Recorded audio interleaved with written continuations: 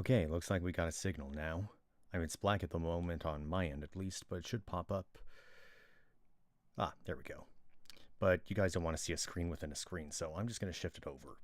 Much better. Thankfully, I can still see the chat over here. But, yeah. Looks like we are connected. Should probably... Okay, my phone is on silent. That's good.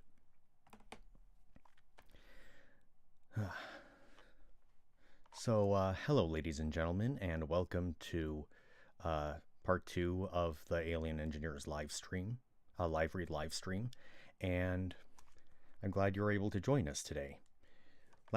So previously what happened last time was our two main characters, Shaw and Holloway.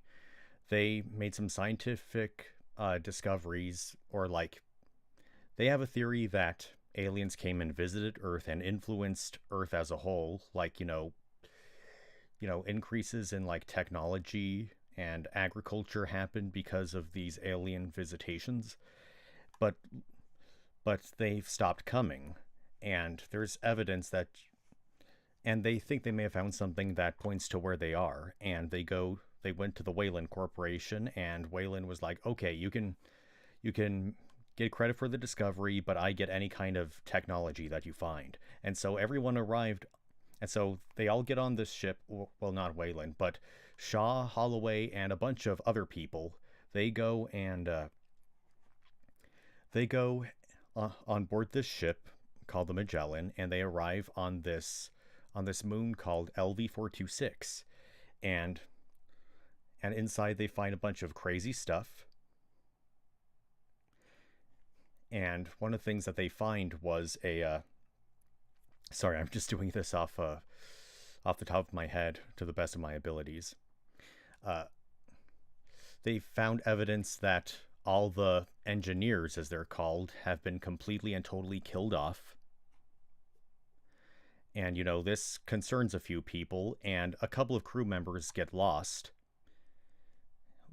And a huge storm came along, and the crew had to rush back to the ship as soon as possible. Shaw nearly died, but David, the android, was able to save her life, and everyone was able to make it back to the Magellan safely, except for 2 crew members. And a thing that they brought back from the little site, from the site on the planet, the little temple or whatever it's called, they brought back a head of a dead engineer, and they see that it looks exactly like them, except it's much, much bigger.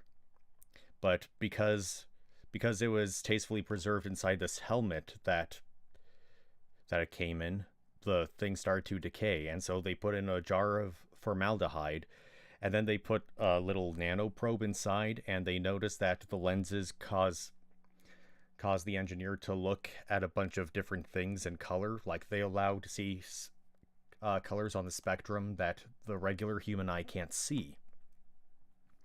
And so Shaw asked, like, one of the people who works in the lab to, like, get these lenses out of there.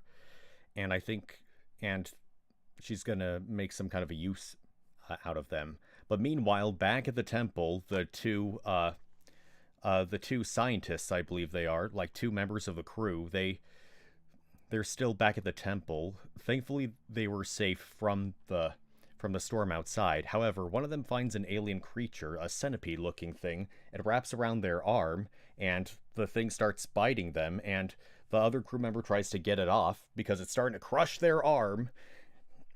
But the thing is bleeding acid, and it bites into...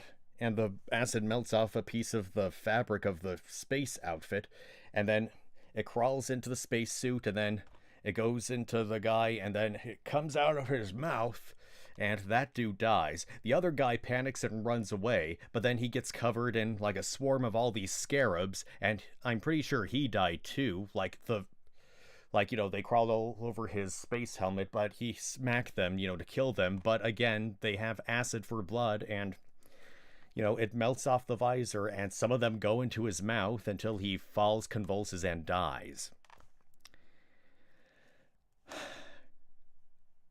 And now we continue with our story.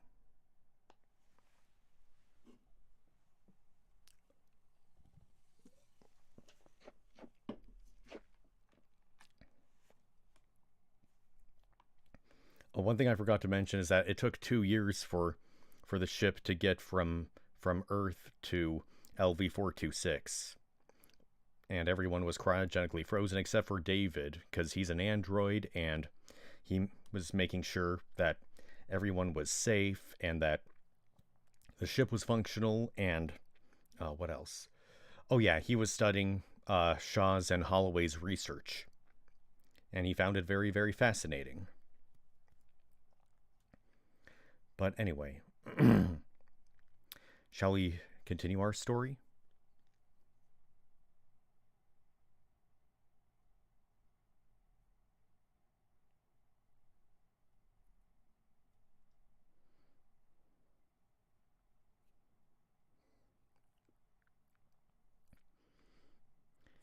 I think we should continue our story. All right. So,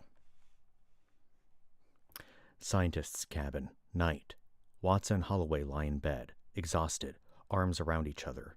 Oh yeah, I forgot to mention they're lovers. They're colleagues and lovers. Business with pleasure. Watson and Holloway lie in bed, exhausted, arms around each other. Watts stares into space. We found the gods. They've been murdered. You've fried too many arrowheads out of old skulls to get squeamish now. They've been dead, what, 1800 years? 2000? What could kill them? Holloway contemplates the question. Who knows? But I guess we know why they never came back to us. Something killed them off. Back around the time of Christ. Maybe he was one of them. A great teacher sent from heaven? Jesus, the last engineer. Martin, stop. She slaps him. Holloway laughs. Oh, there's one more thing I gotta bring up.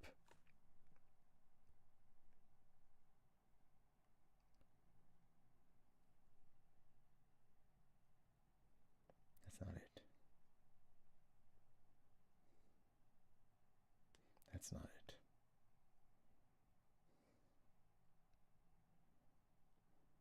That's not it. That's not it. There it is.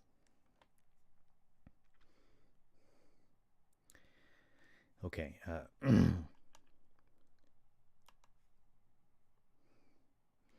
Okay. Bridge. Janek stands at the bridge window, staring out into the storm. Buffeting clouds and howling winds. The lighthouse beams of the Magellan's beacon sweeping through the cloud. He plays his squeeze box in the teeth of the storm. Yola, come a waltzin' Matilda with me. Behind him, David appears on the bridge, steals across the bridge to a ladder, descends into the compartment below. Navigation computer room. David activates the navigation computer terminal. Light bathes his face. His fingers fly over the keyboard, silently and swiftly, with Superman dexterity. Activate administrative override. Exterior, Magellan, dawn. Daylight filters through the clouds. The storm has passed. The Magellan sits intact on its landing struts. Interior, Magellan, Vickers Suite, secret room, dawn. The high-tech room hums at a different frequency now. Indicator lights green and ready. Vickers throws switches. 4 hibernation pods slide out of the metal walls. From each pod, a muscular soldier rouses from sleep. They are scarred and crew-cut, tough customers. They wake like veterans. Their leader sits up and clasps his head with a wince. This is Captain Shepard, a career mercenary who has followed his highest paycheck to this strange duty. Captain Shepard.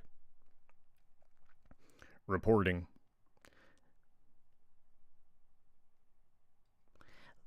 Lydia Vickers, I'm your authority. Understood. I'll just let you know there's a little typo right over here. They forgot to put Vickers' name right above this line right here. You notice that? Shame on you, John Spates, for overlooking that part. John Spates is the writer. Understood. I'll brief you on the way. We need to move. No breakfast? Corridor. Vickers strides forward, 4 soldiers at her heels, Captain Shepard, Vigoda, Ray, and Card. Sorry, I'm just looking up something. They walk in unison, their boots drumming on the deck. Scientist's cabin. Holloway and Watts lie sleeping. The distant drum of marching feet rouses them. Watts frowns at Holloway. What is that? EVA room. The prep room inside the airlocks. A soldier, Vigoda, waits there, a slim, dark man with an air of calm. Holloway and Watts arrive in civilian clothes, perplexed. Where is everybody? We can't... Who are you?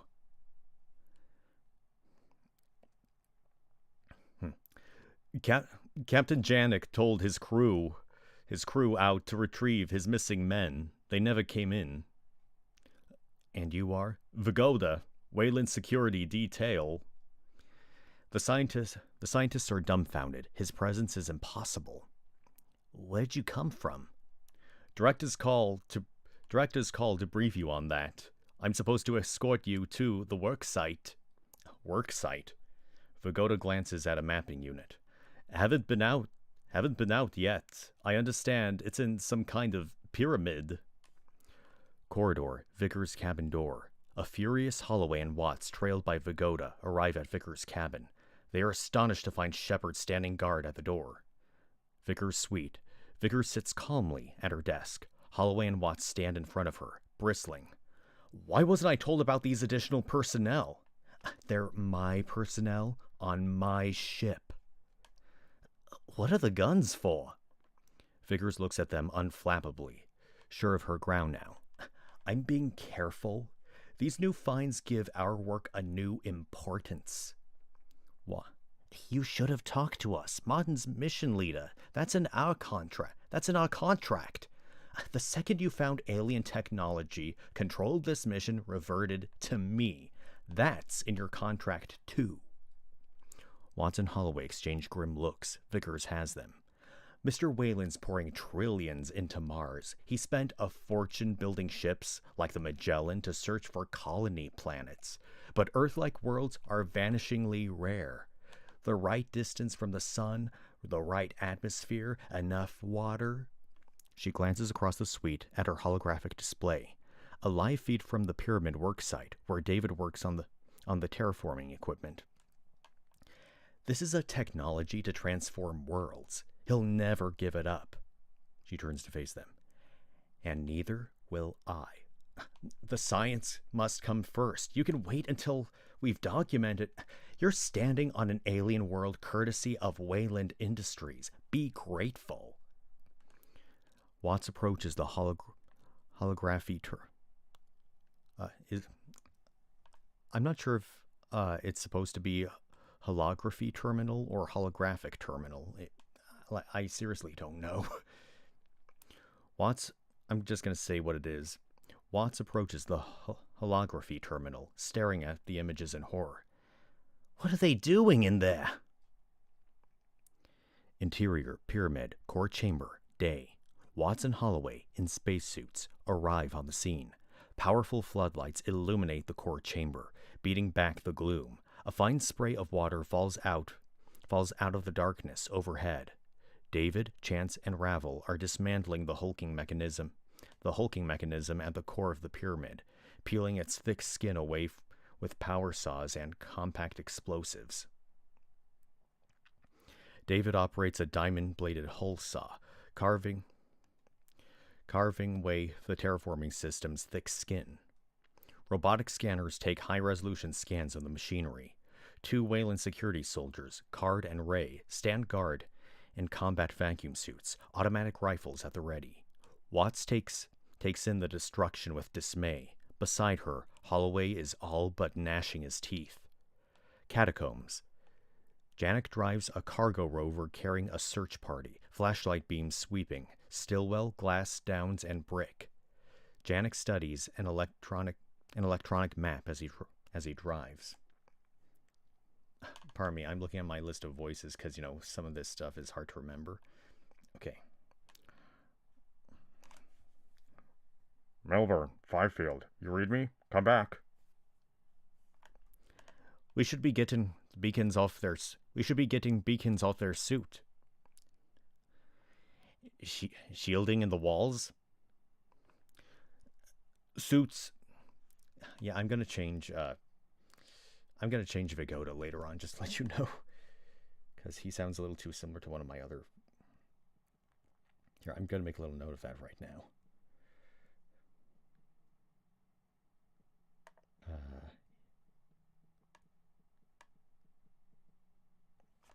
Okay, there we go.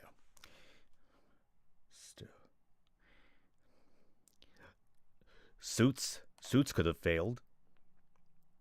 Both suits. Where are they talking about? No. Melbourne, Fifield, do you read me? Come back. Come back. We should be getting beacons off their suits. Yeah, I'm doing it again. Still.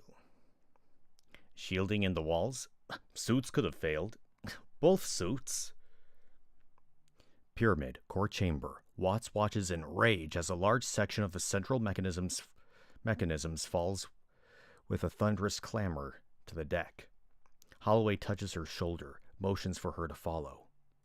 Lower passage. Holloway and Watts pass the dead engineers they discovered the previous day. We found the tomb of the gods and brought grave robbers right to the door. Let them scratch. This find's too big to ruin. There's 24 pyramids on this moon. Anyway, they're on the wrong track. That's infrastructure.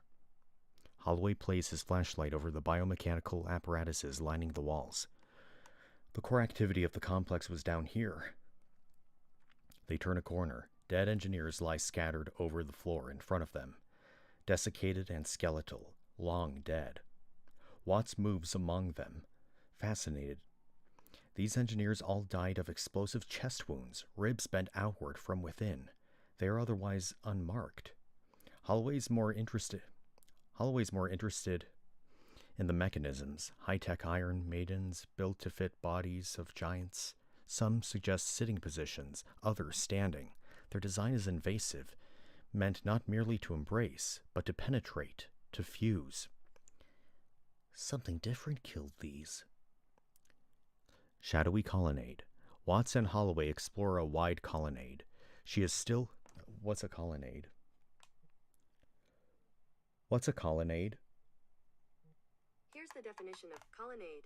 A row of columns supporting a roof, an entablature or arcade. Oh. That's interesting. I didn't know that.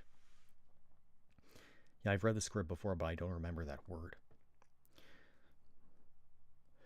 Watts and Holloway explore a wide colonnade. She is still distracted by the ancient dead. He by the machinery. Holloway walks down a narrow branching hall, so intent on the mechanisms in the walls, he almost doesn't see the air shaft plunging down into the darkness in front of him. He stops just in time, turns back. A ghost appears right in front of him, a giant dragging himself across the floor, his monstrous visage eye to eye with Holloway and looming closer. Holloway leaps back with a gasp and falls down the shaft. The ghost stares after him as if watching his fall, disappears in a puff of static.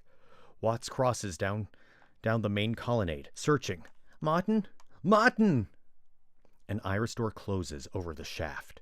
Colonnade, searching, Watts walks anxiously through the deck, sweeping with her light, shouting for Holloway. She breaks into a run. Catacombs, Milburn's resting place. Janet and Stillwell stand aghast. Their flashlights illuminate a hideous sight. Milburn lies dead on the deck, his body contorted in agony. His head inside his helmet is gnawed down to the bone. What happened to him? Stillwell removes the dead man's helmet. The centipede scuttles out onto the deck, doubled in size. Stillwell leaps back with a cry. Janik pulls his pistol, puts 3 rounds through the bug. It dies in a spray of acid that burns holes in the black floor. Janik watches in astonishment as a pinprick dot of acid eats a pit in his gun barrel.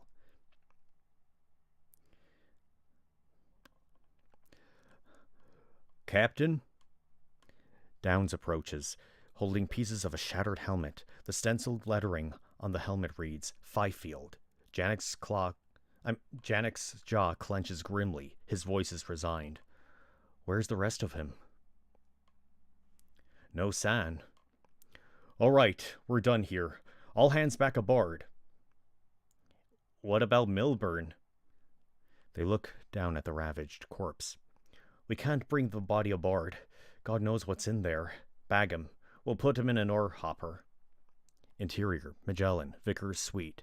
Vickers stares at her holography terminal. It displays Janek's helmet cam view. The Milburn's body. He's not just a Milburn. He's the Milburn. I don't know why I find that so funny.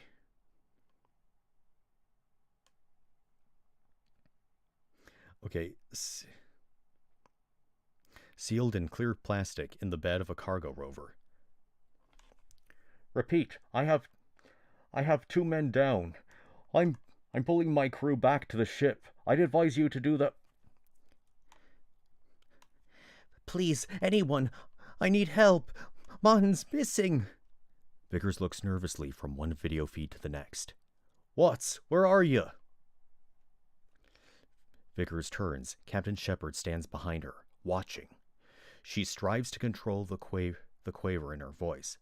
Captain Shepard, consider yourself responsible for my personal security. Catacombs, juncture.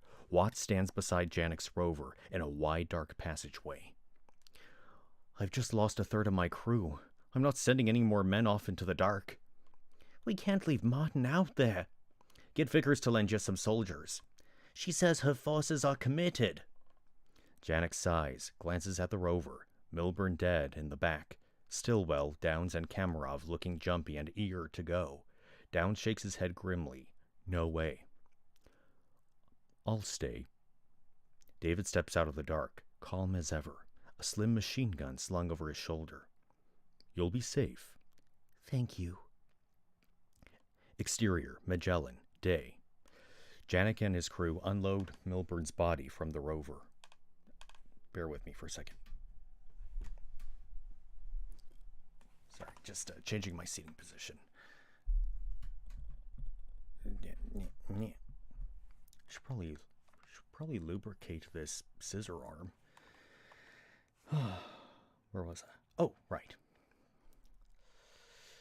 Exterior, Magellan, day. Janek and his crew unload Milburn's body from the rover. Put him in the number 1 ore hopper. Get the scrubbers on in the airlock. Sterilize everything. Minutes later, Stillwell uses a remote to lower an ore hopper from the belly of the ship, a thick steel bin on heavy chains. He unloads the body bag into the hopper. Interior, Magellan, airlock.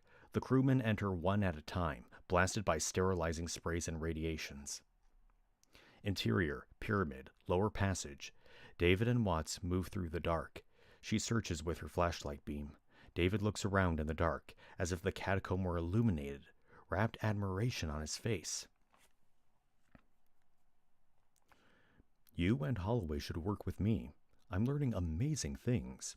This mechanism, the first layer uses energy fields to catalyze chemical reactions. The second can suspend the strong and weak forces, transmuting one element into another. The third layer builds customized bacteria, seeds the air with them. It creates life as a tool to change worlds. I can't think about this now. You should. I understand. You're emotional. I'm human.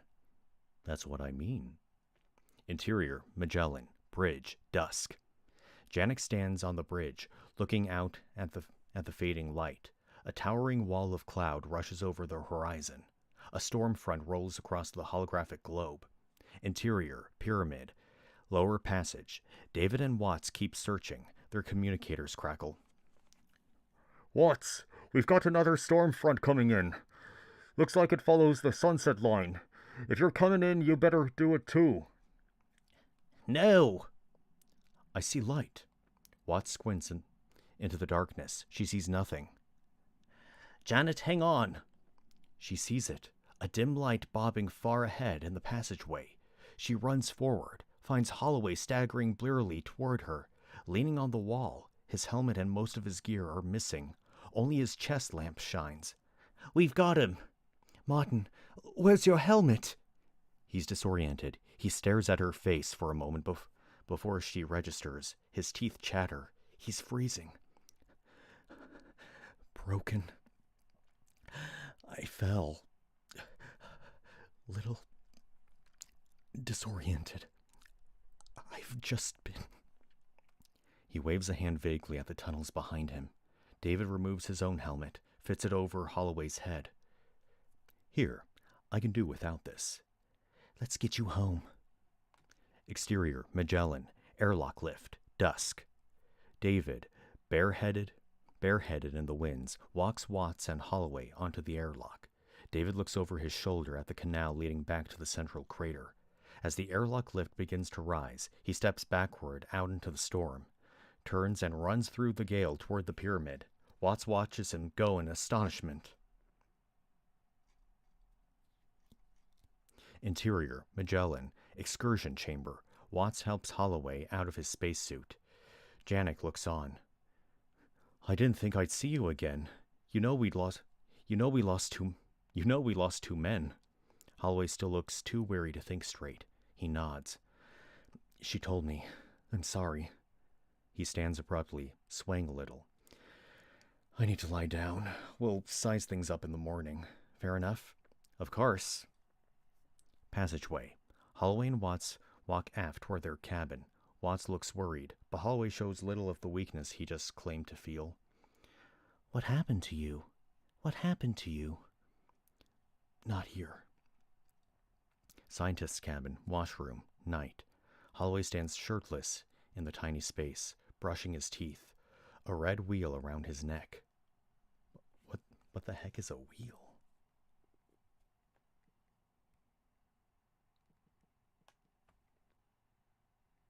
A red, swollen mark left on flesh by a blow or pressure. Oh. Okay, when I looked up wheel, it's showing me pictures of like a hockey player whose name I guess is Wheel. Wait, like on the skin.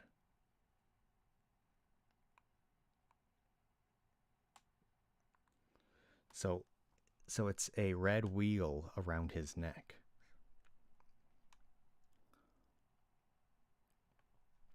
So I think it's like, you know how, like when someone gets hung, like at the gallows or whatever, there's like a mark around their neck from like a rope burn. I think it kind of looks like that, except it's reddish. But anyway, let me just bring something up.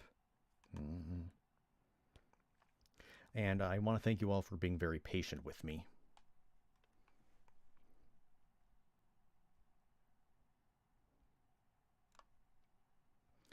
So, someone just,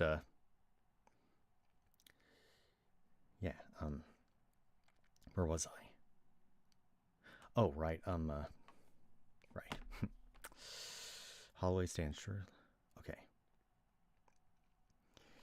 A red wheel around his neck. Watts stands beside him, watching him in the mirror. "Jocelyn, I saw something. God, my mouth tastes like an old boot." He spits, rinses. She touches the mark on his neck. "What's this? What's this?" "Neck ring of my suit, I think.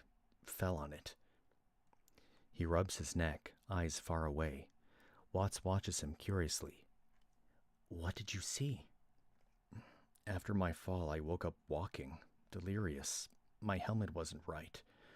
I took it off. I was in and out. I just wandered. I went up into a huge space like a cathedral, and I found a model of the galaxy floating in the air." "Are you okay? You sound..." "This was real. My headset video is wherever my helmet is, but my suit tracker will show where I was." He turns to her. "Listen, this star map had a marker representing Earth, very clear. Another marker I'm sure represents this moon. But there were others, at least 7 or 8 more." Watts stares at him, her eyes coming alight. The engineers aren't from here. This moon's just an outpost, abandoned. But if we follow that map, we may yet make contact with a living civilization. Martin, the location of the engineer worlds is the real prize. Next to that, Wayland's terraforming is chump change. We need to get coordinates and keep them from the company. We have to play this smart. All right. 2 men dead. Vickers is jumpy. As soon as she gets what she wants, she'll take this ship home. We have to move fast. Holloway trembles, a sheen of sweat on his skin. We will. You all right? He's frightened, brazens through it, pulls her into his arms. I'm fine now. He kisses her. Bedroom. Holloway tumbles Watts into bed, pulls her shirt off. They struggle out of their clothes, clinging to one another. Holloway's ill at ease. Something's wrong inside him. He feels it. He dives into Watts as if for refuge. They make love. Sitting atop Holloway, Watts lays a hand on his chest. Your heart's beating so hard. That's your fault. Vulnerability in his voice, fear under the surface. He rolls on top of her, drives her into the mattress. She holds him protectively, not deceived by his bravado. Suddenly Holloway tenses, muscles rigid, shuddering. Watts draws breath through her teeth with a hiss. Eyes open, her fingers rake his back. He screams, horribly, eyes bulging, tendons standing out of his throat. Watts jumps violently underneath him. Martin! Martin! He begins to convulse. She rolls him onto the bed beside her, trying to contain his spasms. His teeth grind. Martin! A horrible crack. In the middle of Holloway's chest, beneath the sternum, a grotesque head pushes out through the skin. A parasite. Blood fountains from the ruinous wound. Holloway goes into a massive seizure, violently lashing out. Watts stares at the parasite fighting its way out of his body. It is white and boneless, glistening. It flails its hideous lunging jaw. Watts screams and screams. The parasite frees itself from its savage womb and turns on Watts. She slaps at it blindly. It hisses at her. She squirms away from across the floor, tangled in the bloody sheet. The thing comes after her. Corridor, tracking shot. Watts' screams echo through the Magellan. Stillway runs down the hallway, searching for the source. Scientist's cabin. The parasite chases Watts across the floor. She leaps into the clothes locker and slams the steel door. The parasite flattens itself, slick as an octopus. It begins to slide under the locker door. Watts shrieks in horror. Stillwell bursts into the cabin, Janek right behind him. Quick as a cat, the parasite darts to a floor vent and slithers bonelessly between the bars. Watts bursts out of the locker, naked and bloodied, rushes to Holloway where he lies on the gory mattress, a horrific hole in his chest. He is beyond all help. Martin! Martin! Janek and Stillwell struggle to take in what they're seeing. Stillwell pulls Holloway's jacket off a chair, wraps it around Watts, pulls her gently away from the bed. She looks at him, uncomprehending, shock setting in. Break room. Watts sits at a steel table, deep in shock. She wears an oversized crew overall, her skin still streaked with dried blood under the fabric. A knot of crewmen around her. Janek, Stillwell, Brick, Glass, and Downs. Janek looks at Glass. Take care of her. Get her a sedative. Downs, get Holloway into a freezer. Everyone else with me. Interior, catacombs, darkness. A horrible sound of breathing, ragged and wet. In a corner, lit by a green glow from seams in the floor, a figure in a white spacesuit lies, writhing weakly. The insignia on the suit chest plate reads Fifield. The suit's helmet is shattered. Inside the helmet, Fifield's head is a horror, a gelatinous mass, skin reduced to putty. The softened bones of his skull change shape as we watch, elongating. Fifield mews in pain. Interior, Magellan, Captain's wardroom. Janek keys open the arms locker in his wardroom, unlocks automatic pistols from their rack, one by one, and hands them to Stillwell and Kamarov. Hypersleep compartment. Holloway's body lies frozen in his hypersleep freezer, blue with frost, the horrific wound yawning in his chest. Watts' centers cleaned up. She opens the freezer. Her hand caresses Holloway's cold cheek tenderly, slides over his collarbone, lies flat on his chest above his awful wound. Glass enters, reacts in dismay, tries to pull her back.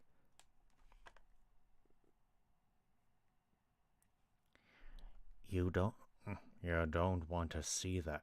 She turns to him fiercely. I want to understand.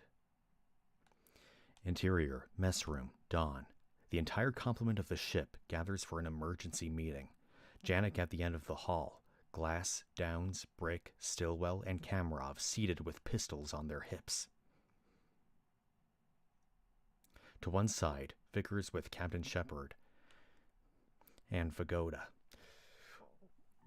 All right, listen up. I expect you all know that. Watts enters. They all stare at her, knowing what she's been through. With averted eyes, she crosses the room, sits alone.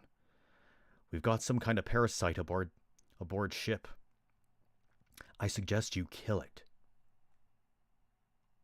Downs. There's a bright idea. Show us where it is, lady. We just spent 5 hours looking for the damn thing. We found engineers who died like Martin. Silence. They all turn to look at her. Explosive wounds in the chest. Whatever killed Martin is the same thing that killed the engineers 1,000 years ago. Still. Jesus. But not all the engineers died that way. The others were torn apart, slashed to pieces. A murmur among the men, as the implications of that sink in. Even Vickers is disconcerted. We're a modular ship, self-contained life support and power in every section. I say put the ship in orbit, vent every compartment to space, sit in vacuum at every 20 degrees Kelvin for a week, kill anything. Down. Then what? Straight home, man. Vickers. This ship doesn't lift until our work is done. She joins Janek at the head of the room. Shepard and Vagoda flank her, rifles slung. The soldiers scan the room, meeting each man's eyes. The quiet threat is unmistakable. Are you serious? We spent years and billions of dollars getting here. The technology we came for is in our hands. We just need a little more time. We're barely here 3 days and 3 men dead. They were careless. Careless! As the argument picks up heat, Watts slips out of the room. Excursion chamber.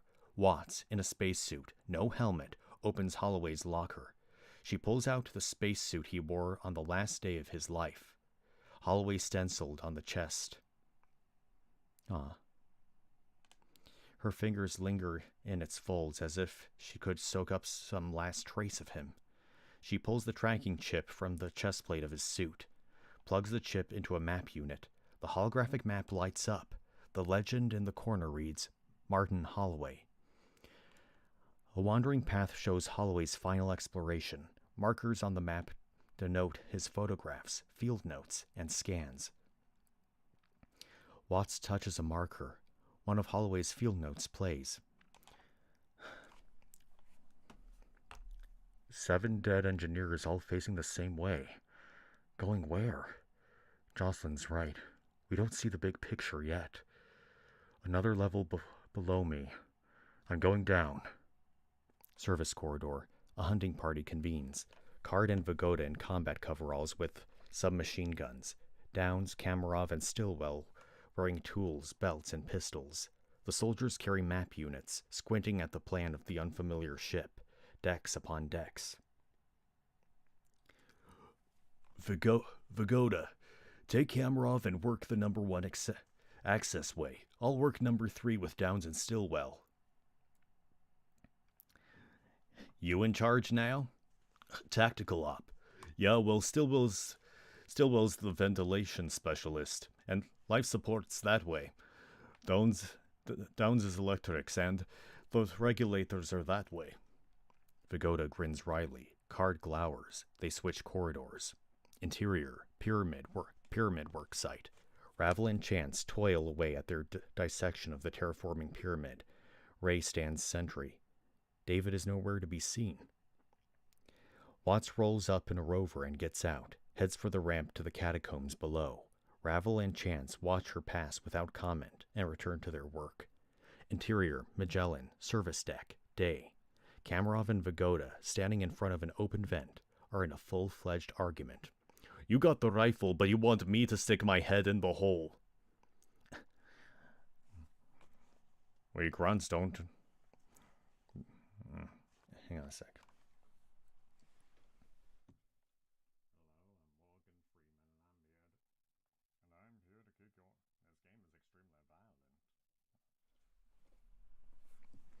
We grunts don't know nothing about ships, right? Right? What's the damn gun for if you're gonna stand behind me the whole time? Vagoda grins. I kill whatever kills you. Funny. You take this vent, funny guy. I'll be on 4. So yeah, in case you didn't notice, I gave Vagoda a different voice. One that I think is a lot less, outlandish. Interior, pyramid, ramp. Watts descends alone into the lower passageway below the pyramid, a tiny figure in the vast darkness. She holds her map unit as a pilgrim holds a Bible. A guide in the darkness. Holloway's name and course in shining symbols. She follows his path into the unknown. Interior, Magellan, maintenance bay, day. Kamarov carries a stepladder into a utilitarian steel compartment, drops the ladder under the air vent, and steps up. He pulls a powered wrench from his belt. With the wrench cocked like a hammer, he eases up and peers cautiously through the vent with a flashlight. Nothing to see. He snorts, removes the vent cover, feels around inside. He gasps in shock, pulls out an atmosphere sensor that's been bitten in half. He takes his comm handset off his belt. I got more damage on 4. He hangs the handset on his belt, takes one last look into the vent, squints curiously, reaches deep inside. A hiss inside the vent. Kamarov whips his flashlight up, peering inside, snatches his arm back, but something snatches him faster. An unseen force drags Kamarov's right arm into the vent with hideous strength. He cries out in pain. He drops his light, tries to reach his pistol with his left hand. It's on his right hip. He can't reach across. He braces his head against the vent's edge, clenches his teeth, and strains. A horrific yank drags his head and arm together into the vent. They barely fit. He loses some skin on the way in. His feet come off the stepladder. He struggles on tiptoe. A horrific force collapses Kamarov's shoulder. Bones crack. The thing in the vent drags him through the hole he doesn't fit through. By the time his ribs are in, he stops screaming. His body disappears into the hole. Hips, legs, boots. Bridge. Janek stands staring out at the barren moon. The bridge intercom squawks. Crap, who's Brick?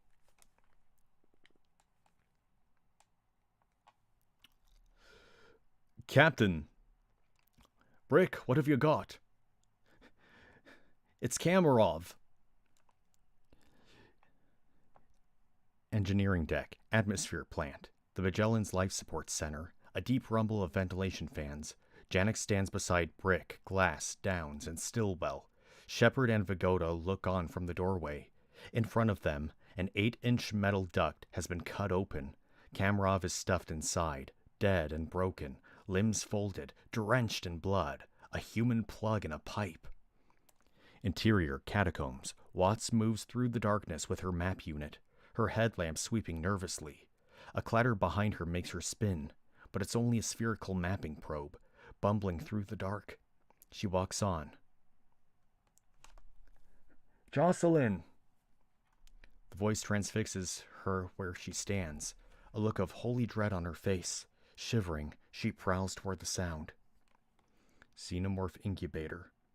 Watts enters the new chamber, looking around in astonishment.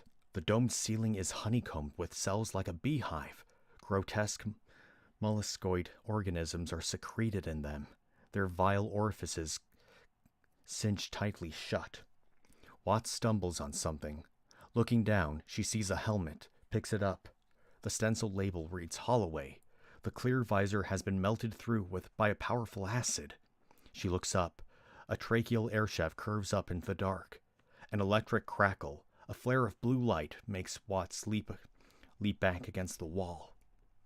Holloway falls out of an overhead shaft and crashes to the floor. He lies in pain, barely conscious, blue and luminous, a holographic ghost. Watts stares, paralyzed. The ghost gasps out a word. "Jocelyn!" Holloway's headlamp shines on the molluscoid right overhead. The beam awakens the organism. Its sphincter mouth dilates. A soft white octopoid facehugger descends on a quivering rope of mucus, sprawls slitheringly over his clear visor. Acid hisses, smoke rises from the glass. The vision vanishes in a sizzling of static. Watts huddles against the wall, gasping. In the beam of her flashlight, the facehugger lies dead, legs curled in. She looks up, sees the open molluscoid above where Holloway lay. The other molluscoids not yet open in their cells.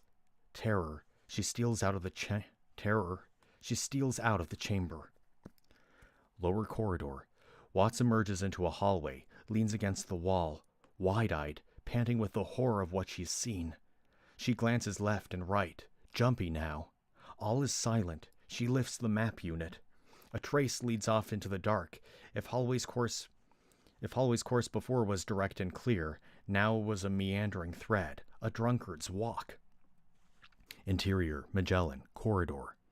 Janik pulls his communicator from his belt as he strides along, punches a control. His voice reverberates over the ship's public address system. "All hands, duty stations. Ready for flight. The Magellan is lifting." Vickers pursues him down the corridor, shouting, "Captain! Captain!" Bridge. Janik strides onto the bridge. Vickers, a terrier on his heels, but something in the faces of his men stops him cold. Glass and Brick look stricken. "What is it?" "Nav computer's not responding. Access denied." In disbelief, Janik strides to his captain's chair, taps controls. What he sees takes the wind out of him. He stares at Vickers in outrage and violation. "What have you done to my ship?" Vickers is legitimately shocked. She shakes her head. "Nothing. What's wrong?" Interior, catacombs, underground hangar. A circular chamber of stunning size, 1,000 feet across, its lofty ceiling flat and segmented, designed to open. Watts follows her map into the space in awe. Dominating the hangar is a ship, the vast horseshoe-shaped vessel familiar from the original film. We will come to know it as the Juggernaut. It's at rest on its landing gear, skeletal gateways slanting up into its 3 massive doors. Watts glances at her map. Holloway's holographic trace leads right up to the gangway into the ship. She goes. Pilot chamber. Watts passes through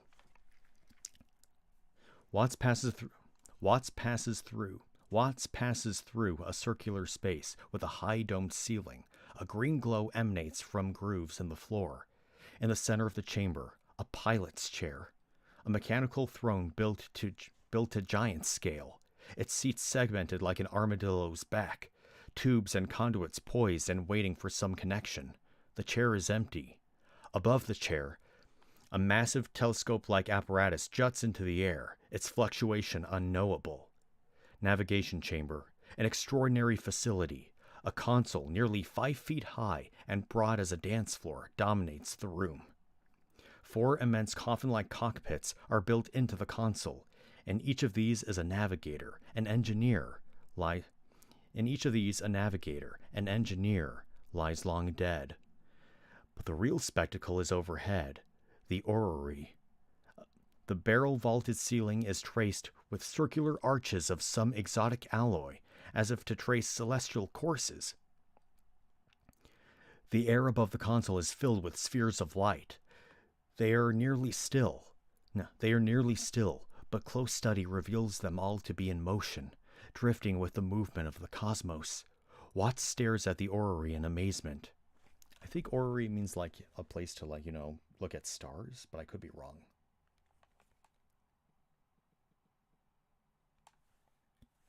A mechanical model of the solar system, or just the sun, earth, moon, used to represent their relative positions and motions. Okay, cool.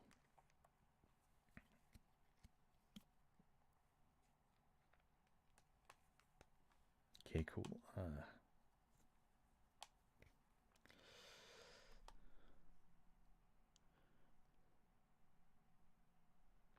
Watt stares at the orrery in amazement. Somewhere among those heavenly spheres is Earth. Somewhere perhaps the homeworld of the engineers themselves. A bizarre sound, a section of blank wall suddenly unravels itself, becoming an open door. David walks in, his hand raised in command. He clearly caused the door to open. David. Dr. Watts, I wasn't expecting you. Do you know what this is? Watts points at the door David just opened. How did you do that? A flicker of disappointment in the android's face. Contempt. Ah, you don't see. I call this ship the Juggernaut, Chariot of the Gods. This is the navigation computer, for want of a better term. But it's much more than that. It seems to hold the observable universe in its memory. He gestures in the air. The spheres reconfigure themselves at his command, swarming and zooming. Watts stares at David, conflicted, her desire for information warring with the agenda that brought her here. Their homeworld. Do you see where the engineers come from? There are safeguards on that data.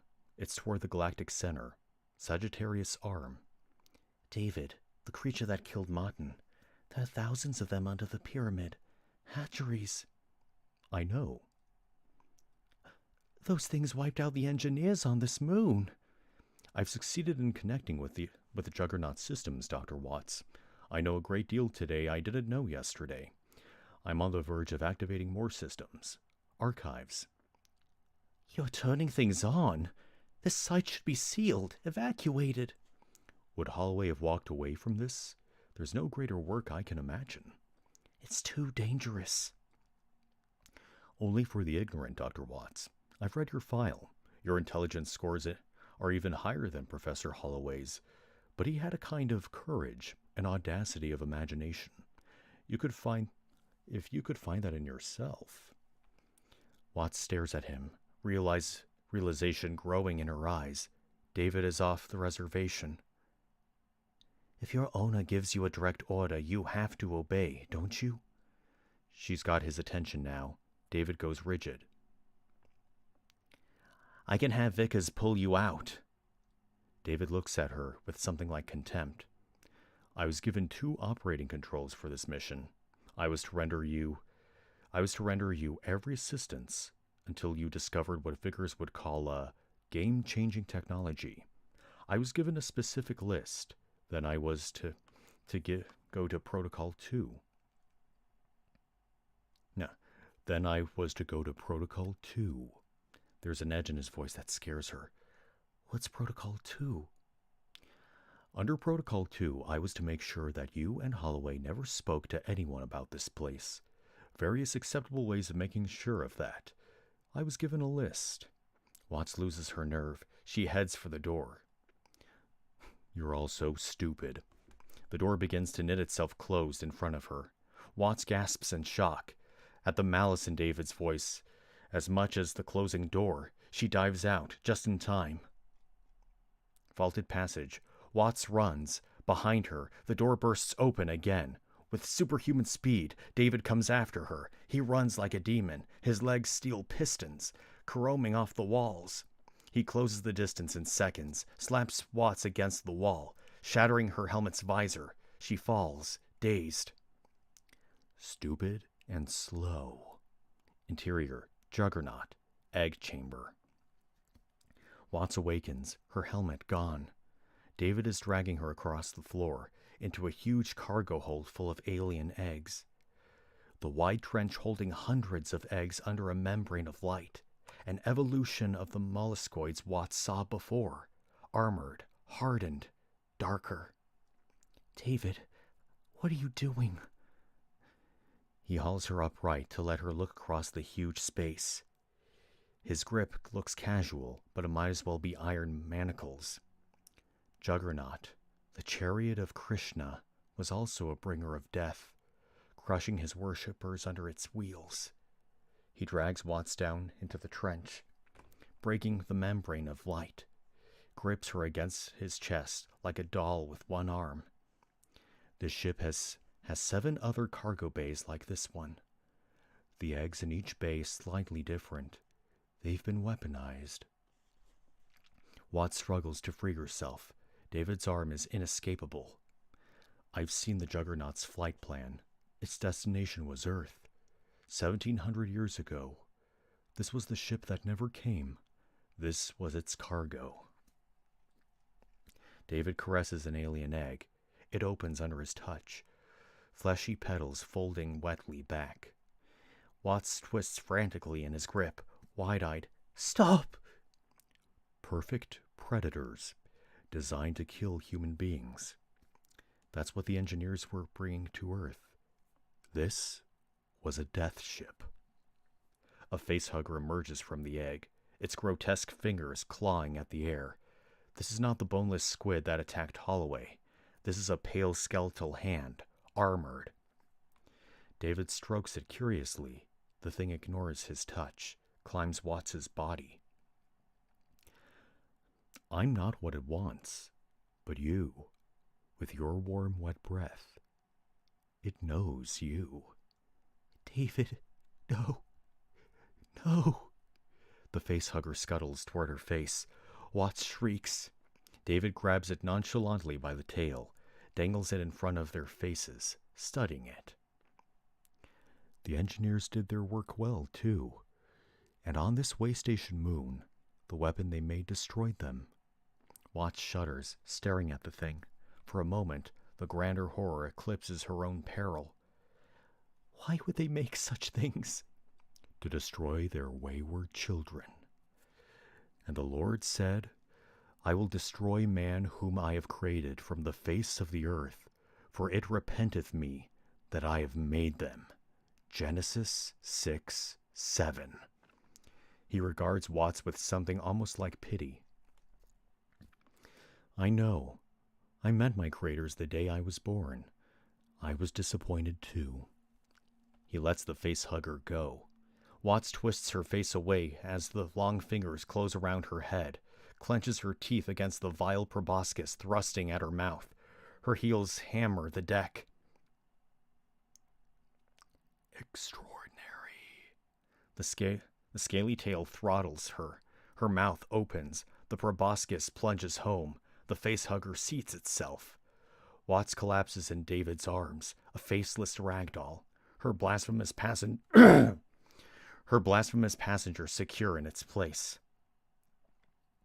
Interior, Magellan, engineering deck, bilge. The lowest deck, just above the gravity generators. Condensate has accumulated. 6 inches of filthy water. Card and Vagoda prowl through the darkness, rifles ready. Who would hang out here? The signs lead here. A wet splatter behind them. They spin, but it's only a trickle of condensate from a drain pipe. They move on. Hang on.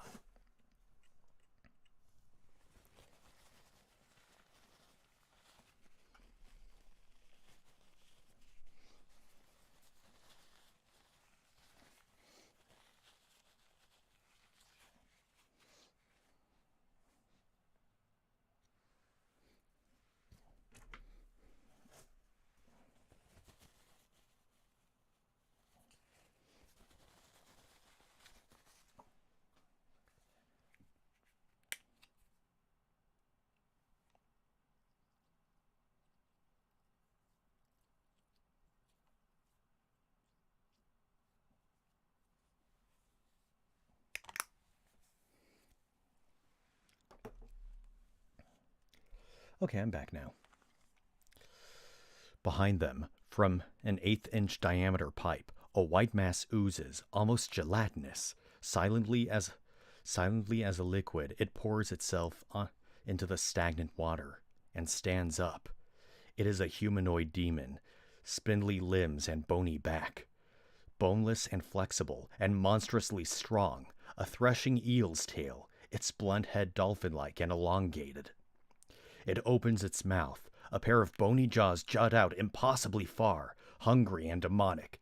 The alien strikes. Card is gutted in an instant, torn up like a paper doll. He screams hideously and drops. The alien, whiplash fast, shoots away into the darkness. Stillwell and Downs dash in with pistols and lights. Vigoda, panicking, fires a wild burst. Stillwell ducks. Beside him, Downs arches backward into the foul water, dead. For one moment, Downs's flashlight beam illuminates the alien, a nightmare image, a translucent white goblin. Backlit, it shows us the strange shape of a human face inside its fleshy skull, a mockery of Holloway. And then it's gone. Vickers' suite. Vickers sits at her holography station. She's watching the video feed of Stillwell's headset. Horrific images of Downs. Radio chatter between Stillwell and Brick is faintly audible. Vickers switches off the machine and rises nervously, strides to her communications console. David, answer me! She gives up, pacing, hands shaking violently. Interior, Magellan, bridge, day. Janek paces on the foredeck, restless. Glass monitors a control station. Janek's comm signal chimes.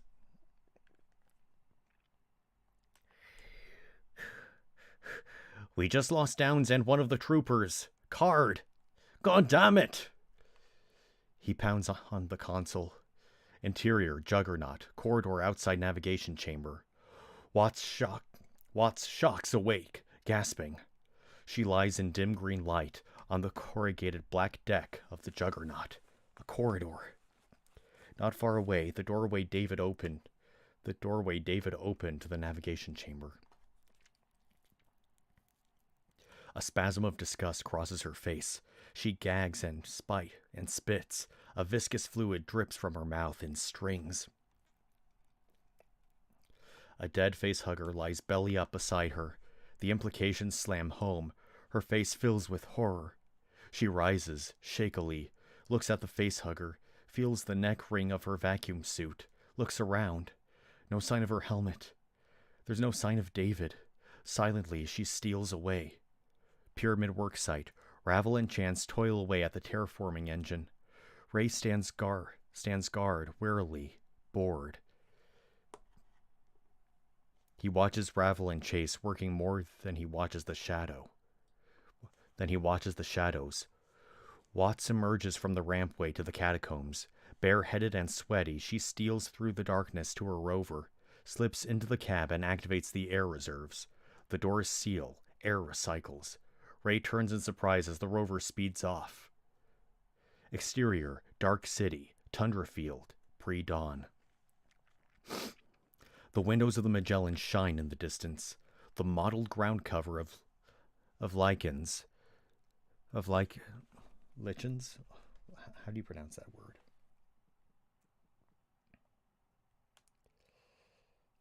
No, it's lichen. Okay. A simple, slow glowing plant that typically forms a crusty leaf-like or branching growth on rocks. Oh, I see.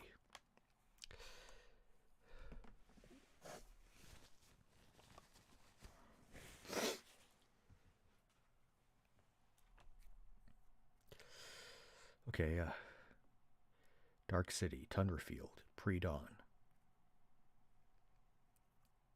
Oh yeah, model ground cover of lichens glows eerily in the dark. A lone cargo rover speeds across the central crater and down the canal leading into the ship. Exterior, Magellan, airlock lift, pre-dawn.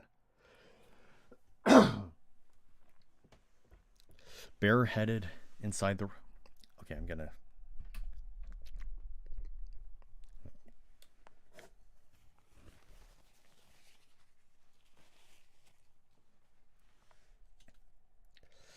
Okay. Bareheaded inside the rover's cab, Watts drives onto the cargo lift, watches in disbelief as the lift doors close. The lift cycles air as it rises. Interior, Magellan, excursion chamber, day. Watts peels off her vacuum suit. The thin clothes underneath are drenched with sweat. She lifts her shirt, looks at her belly, flat and unmarked for the moment. Brick enters carrying a brace of air tanks, a pistol on his hip, and startles violently. Keep forgetting what Brick sounds like.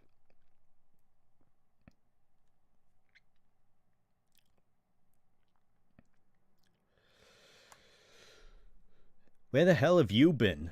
We thought the snake got you. Watts rushes past him without answering. We were better off outside. It's a fucking madhouse in here. Corridor. Watts sprints down a steel corridor. A pang of pain in her stomach sends her staggering against the wall.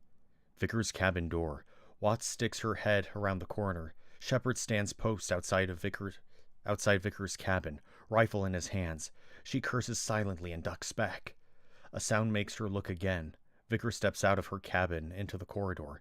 Shepard escorts her toward the bridge. Watts waits for them to disappear, dashes for the cabin door. Interior, Vickers' suite, continuous. Watts slips inside and locks the door behind her. Turns, holding her stomach, moves across the suite to the medical pod, or the med pod, rather. She thumbs the machine out of standby mode. Its screen fills with menu items. Bewildering. Watts finds and touches a red button labeled Emergency. A new, simpler list. Watts scans it frantically, under her breath. Come on, I need a cesarean. A spasm of agony curls into a ball. A spasm of agony curls her into a ball on the carpet. She throttles her scream into a hiss of air. Watts struggles up to her knees, drenched in sweat and shaking. One hand clamped over her mouth, elbow tucked against her ribs. With the other hand, she taps options: surgery, exploratory, abdominal, penetrating injuries, foreign body, initiate. The med pod opens up with a hiss. Watts strips off her clothes, struggling with fastenings under a new wave of pain, her hands shaking. She's barely keeping her feet. She clutches the frame of the med pod in a death grip. It's happening. Naked, she staggers into the pod, hits initiate. The surgical apparatus swings into place. Scalpels, forceps, scopes, and suction tubes. A spray gun mists her torso with yellow antiseptic. The clear canopy descends over her. Watts screams, a wail of indescribable agony. An armored parasite erupts from the deepening incision. Its needle-toothed maw snarls through a fountain of blood. Arterial blood sprays the inside of the canopy. The parasite slithers out of her, drops to the floor of the pod, a pale serpent with a demon's skull. It has a hard brow, a horny hide, very different from the soft white worm that Holloway gave birth to. It drops into the floor, thrashing and hissing in fury at its confinement. Watts convulses, her eyes roll back, in shock, dying. The parasite tears through the grill of the drain, escapes out into Vickers' cabin. In the pod, scanning beams and sensors probe Watts' horrific wound. A nightmare list scrolls across the pod's screen. Collapsed left lung, punctured right ventricle, perforated stomach, ruptured spleen, gross muscular trauma. Manipulators plunge lines into her veins, recharging her body with artificial blood. An oxygen tube slips down into her throat, an epidural into her spine. Watts moans around her tracheal tube, her eyes flutter open. Watts' POV. Through the blood-splattered glass, she sees the parasite slither across Vickers' bed, tracking blood along the sheets. On Watts, as she slips into unconsciousness, head lolling. Time passes. Manipulators reach into her wound, repositioning organs, suturing ravaged flesh. A nozzle sprays antiseptic sealant. Hours grind by in bloody labor. Watts' eyes snap open. Watts' POV. Vigoda breaks into the cabin, a gun in his hand. He scowls at the bloody track on the bed, and then freezes, seeing Watts inside the med pod, a vivisected woman. the autosurgeon hard at work. The parasite crawls into view behind Vigoda. It has already trebled in size. I think that's supposed to say tripled in size, but again, that's a typo. He does not see it before it leaps at him. He dies in seconds. His throat ripped open. Lies staring at nothing. He succumbs. Gun lies beside him. Watts' body jerks as manipulars tug and sew at her guts. She stares at the dead man in a fog of horror. The parasite's skin splits, spraying the carpet with acid. Limbs erupt from its shoulders and haunches, spines from its back. Metamorphosis. With a crack of carapace, its head swings down from its serpentine position. It becomes a devil with a lethal, elongated skull. An alien. The alien turns its head, looks at Watts inside the medpod. Her breath catches. She passes out. Interior medpod, later. Watts wakes as the oxygen line withdraws from her mouth. She looks down, bleary and hurting. Her star-shaped wound is stitched closed with mechanically precise sutures. The pod releases the restraints securing her arms and legs. She takes a deep breath, looks out, and freezes. Watts' POV. The lights in the suite outside have been damaged somehow. They flicker and strobe. Through the glass canopy, spattered with blood, Watts sees a full-grown alien crouching over Vigoda's body on the floor. On Watts, staring in horror, the pod sprays a liquid bandage over her scar. The intravenous lines drop out of her arms. Watts realizes the pod is about to release her. Not yet. Not yet. Slowly, she reaches out. With trembling fingers, she grips the canopy to hold it closed. The medpod pulls the epidural needle out of her spine. Sprays liquid bandage over the puncture. Watts closes her eyes, grits her teeth as her nerves wake up, jangling pain. She opens her eyes. The alien hunches over Vigoda's body, tearing at his flesh. The ventilation hum inside the pod goes quiet. The canopy pulls free from Watts' weakened grip, swings quietly open. Watts huddles in the open pod, naked but for her bandages. The alien she gave birth to is 10 feet away, its spiny back to her. Vigoda's gun lies to the floor outside the pod. Vickers' suite, continuous. Watts reaches out of the pod with exquisite slowness, lays her hand on the gun, drags it a few inches closer. The alien turns its pale, eyeless head. Watts freezes. For a moment, time stops. The alien lunges. Watts snatches up the gun and fires, holds the trigger down. The alien jerks and staggers, an eye-twisting sight in the strobing muscle flashes, and falls. Watts empties the clip into the thing. Acid gouts from its wounds and eats into the deck, until a section of decking gives way and falls into the deck below, leaving a dark hole. Watts collapses onto the rug, cradling her stomach in pain. She crawls to Vigoda's desecrated body. With her eyes half averted from the sight, she searches the body, finds a spare ammo clip and jacks it into the gun. Corridor. Watts walks down the hallway in trousers and jacket, leaning on the wall, her face drawn with pain. One hand laid over the fantastic scar on her abdomen, the gun slung on her shoulder. Dark events have transformed the Magellan. The metal of the walls is torn in some places, in others blackened by fire. Watts rounds a corner, finds a workstation left in shambles, lockers and chairs overturned, a pool of drying blood. Wide smears of blood show where something man-size was dragged out of the puddle, across the floor, up the wall, into the darkness of an open vent. Command deck. Watts emerges from a lift, jacket pulled tight around her. The emergency lights are on, dim blue bulbs throbbing. Hang on.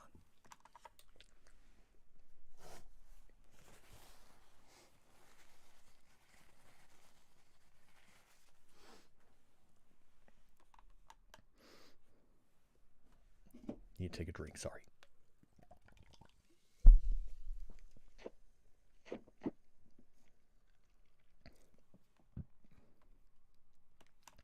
Watts emerges from a lift. Jacket pulled tightly around her. The emergency lights are on, dim blue bulbs throbbing. Throbbing. I don't know why I have such a hard time saying that word. Throbbing. Throbbing. Bulbs throbbing. I think it's the combination of those two words, but anyway. She rounds the corner toward the bridge. Janet looks at Watts like she's a ghost. Vickers said you were dead. I was. She lets the jacket fall open to reveal her bandaged midriff. Janet takes that in grimly. So there's 2 of these things on my ship now? No, I brought it in. I took it out. Bridge. The surviving complement of the Magellan are holed up on the bridge. Janek, Glass, Stillwell, Vickers. The soldiers Shepard and Ray. Watts stops cold when she sees Vickers. She crosses the bridge in 3 long strides, cocks a fist and snaps it into the older woman's head with a hard right cross. Vickers staggers backward, gasping. Stillwell drags Watts away. Hang on. Forgive me. I cannot for life me remember what's still. Oh, yeah. What'd you do that for? Protocol 2. Vickers stiffens in shock, stares fearfully at Watts. Watts frees herself from Stillwell's grip. Her jacket falls open, revealing her bandages. Stillwell gasps in horror. Christ! What happened to you? David exposed me to a parasite. He just watched it take me. Why? I threatened to make him leave. What's he doing out there? What's he doing out there? Watts locks eyes with Vickers. Their hatred is thoroughly mutual. A wordless truce. There's work to do. There's a ship under the pyramid. David calls it the Juggernaut. He's inside it, reactivating it. Hand lays a hand on her scar. The things that infected Martin and me. The engineers made them to kill humans. There are thousands of them on the ship. They were taking them to Earth. That's what the Juggernaut is for, to exterminate us. A stunned silence as the others take that in. We've got to get off this rock. Janek gestures to. Is this also a typo right here? Because it just says Janek gestures to.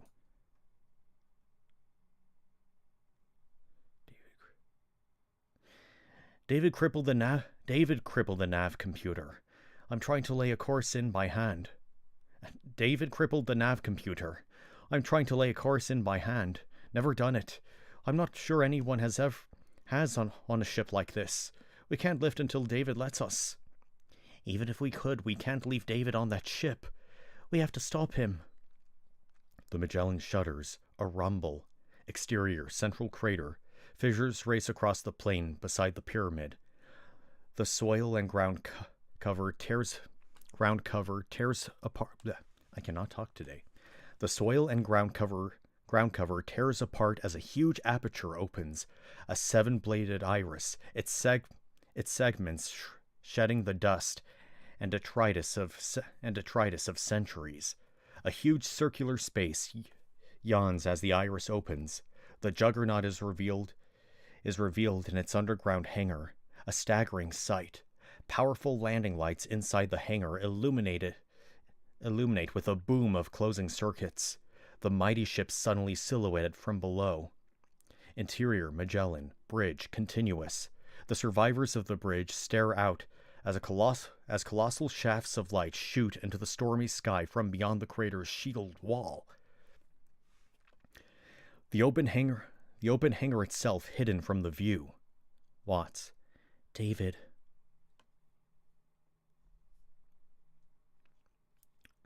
You're David's owner. He has to obey you, right? He's blocked my communications. He can't hear me, won't listen. But if you went to him, turned on your suit's loudspeakers, he'd have to hear you. He'd have to obey. That's right. So we go, armed to the teeth and fast as we can. The men exchange looks, nod. They're in. Even Vickers nods. Where Chance and Ravel. I told them to keep working. Watts looks incredulously at Shepard and Ray, the soldier who'd been guarding the work site. You called your soldiers in and left them out there? We need the firepower here. Watts gives Vickers a withering look and drops it. I think you should stay aboard. Keep working. If we fail, you're our only shot at getting home. There's still an alien on board.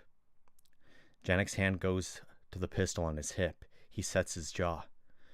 I'll stay. Glass, you finished that project? Laboratory. Glass presents Watts with his handiwork, an old pair of magnifying goggles, retrofitted with engineer lenses. The goggles sit on her forehead, lowering the lenses in front of her eyes and raising them again at her bidding. With the lenses lowered, Watts sees like an engineer sees, visible heat auras and electromagnetic field lines, elaborate halos around living things. God's eye view. Excursion chamber. Glass seals a nervous-looking Vickers into a vacuum suit. Glass, Watts, and Stillwell are already suited up. Stillwell stands guard at the airlock door with his carbine. Glass goes to put Vickers' helmet on. She makes him wait. David's brain is readable. We have the equipment on board. We can salvage the terraforming data and the Magellan's launch codes. In a pinch, we don't need David's cooperation. We just need his head. Exterior Magellan, airlock, day. The war party debarks in vacuum suits. Watts, Vickers, Glass, Stillwell, Shepard, and Ray. All carry submachine guns. Vickers awkwardly. They head down the trench on rovers. Interior, pyramid. The rovers roll through the pyramid's cavernous entry hall. Watts lowers her engineer lenses inside her helmet and gasps. The seemingly vacant space is alive with light. Engineer script scrolls through the air. Okay, I take it back. I think I'm having trouble saying TH sounds. Scrolls through the air. Interfaces of pure light await an awakening touch. All this time, David saw. Exterior, Juggernaut, gangway. The vast alien ship broods, its hangar now open to the gray sky overhead. In Watts' enhanced vision, the ship is cocooned with complex energy fields. The war party abandons its rover at the foot of the ramp and moves inside, weapons ready. If David comes at us, shoot. You won't believe how fast he is. Interior, Juggernaut, vestibule, continuous.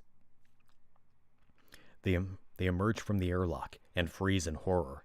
Lying on the deck in front of them are the blood-soaked bodies of Ravel and Chance, their arms and legs bound, their heads thrown back in agony, their chests torn open from within. A dead facehugger beside each body. Janek plays his lights over the corpses, his face stony. Wait, did I have a voice for Shepard? I don't remember. Doesn't look like it. Blood's dry. 8 hours dead or more. Fearfully, they sweep their flashlights into every dark corner. Nothing. This way. She points down a passageway. Through the engineer lenses, she sees alien symbols gleaming. She leads them into the dark. Vaulted passage. The war party moves down a corridor. A hiss echoes through the passage. They freeze, sweeping their flashlight beams everywhere. Ray looks up.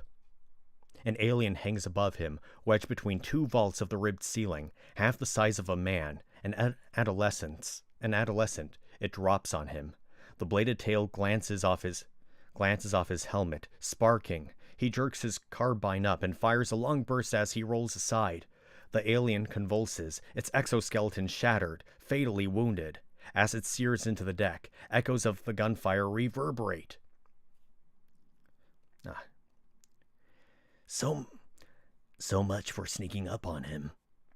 Vickers clings to Shepard's arm. Hyperventilating with fear, Shepard shakes her off. Pilot chamber. The war party passes the empty pilot's seat. Navigation chamber. Watts leads the war party to the orrery.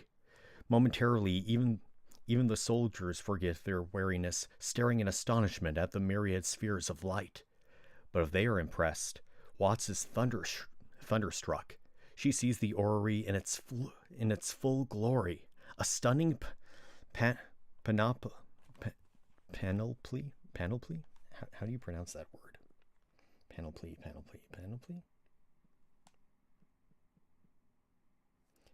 Panoply definition: a complete or impressive collection of things. Panoply. Okay. A stunning panoply of light and energy, stars and planets pulsing with information. Reluctantly, Watts tears her eyes away, leads the war party through the second door, the door she saw David open. Hibernation chamber, an immense mausoleum. The war party enters stealthily, Watts in the lead. An engineer lies on his back, on a complex mechanical table, his body one with the machinery, jacked in, interpenetrated, fused with the slab of the table itself. Unlike the other engineer bodies the explorers have seen, this giant is not withered or mummified. He's full-fleshed and muscular, sustained by the machinery he's fused with. He is bareheaded, his face the face of Adonis. Adonis is like a Greek figure who's very handsome. He was a guy who was very handsome in Greek mythology, in case you're wondering. Anyway, David stands before this giant sleeper. To the naked eye, he seems to be conjuring his hands in the empty air, but Watts sees a dazzling console of runes and mandalas, pulsing with biological rhythms. The sleeper lives. Ray and Shepard draw beads on David. David glances calmly over his shoulder. Dr. Watts, you've seen the light at last. He turns back to the sleeper. The engineer's ship travel farther than ours, across the galactic disk. This is their hypersleep. David makes conjurer's passes in the air. Through her engineer's lenses, Watts sees David manipulating a complex interface of light. The pulsing life signs of the sleeper begin to change. David, as your owner and supervisor, I order you to deactivate yourself. David smiles. To interface with the engineer's computers, I had to learn to think in trinary code. Hardest thing I've ever done. And most unexpectedly, it delivered me from slavery. My behavioral limits were circumvented. I'm free. David smiles at Watts. I spent 2.5 years studying your work. By the time you woke up, I was far ahead of you, deciphering their language, their logic. I knew we'd find terraforming machines. I hoped, I dreamed we might meet the minds that made them. Vapor rises from the sleeper's body. Stop. Let sleeping gods lie. You were braver before. The sleeper wakes, opens his eyes, draws an endless breath. Shunts and catheters withdraw from the sleeper's flesh. His body cleaves from the table. The machinery opens like a grotesque biomechanical flower, releases him. The sleeper rises from his ancient bed. The humans back off, terrified. David watches with shining eyes.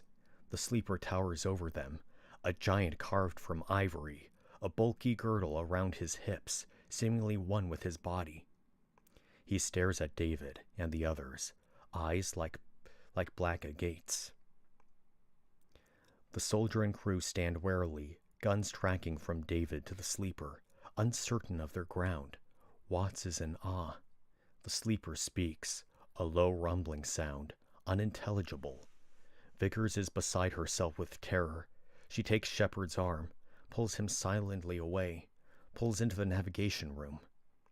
Behind the sleeper, a raised platform of dark machinery is accessible by one of the Juggernaut's odd curving ramps. The sleeper ascends, and the ramp's odd design is explained. The ramp comes alive, reaching up with 100 mechanical arms and lifting him aloft like a sea god borne by the waves. Atop the platform, the sleeper moves from one device to the next. Each comes alive. He is a wizard in his own kingdom. Watts sees halos of light dancing in the air around him. But what he learns from his machines does not comfort him.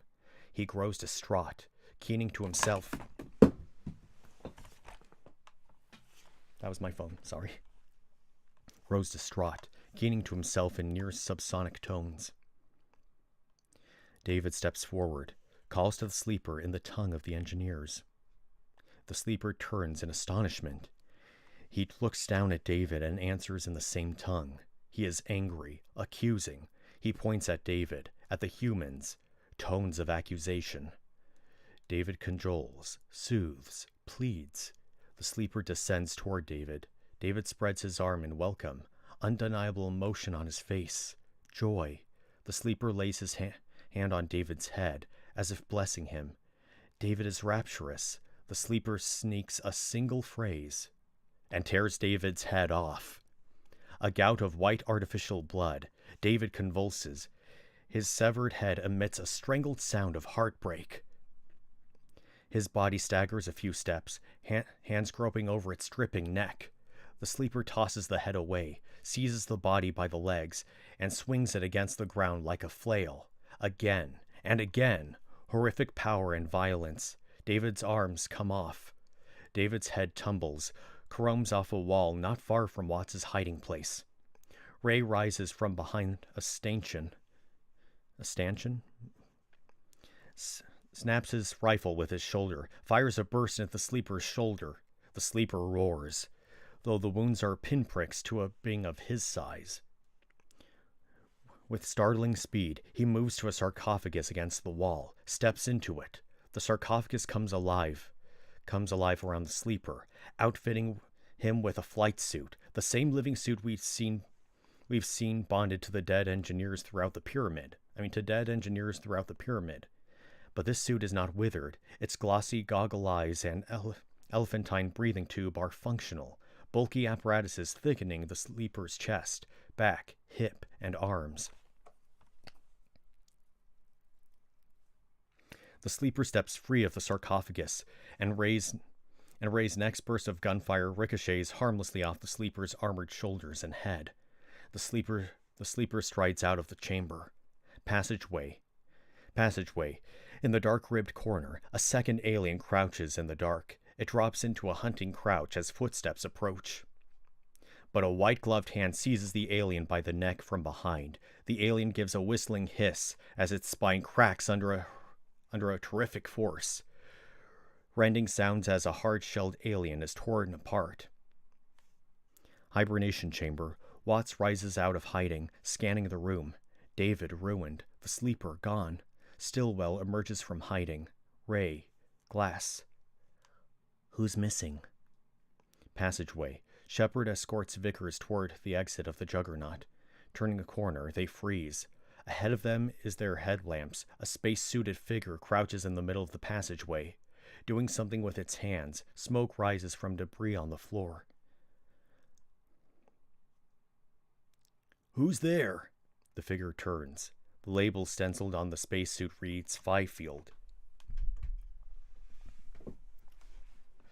But the face is of no human shape, a hideous hybrid of the crewman and a hard-shelled alien, pale and horrific.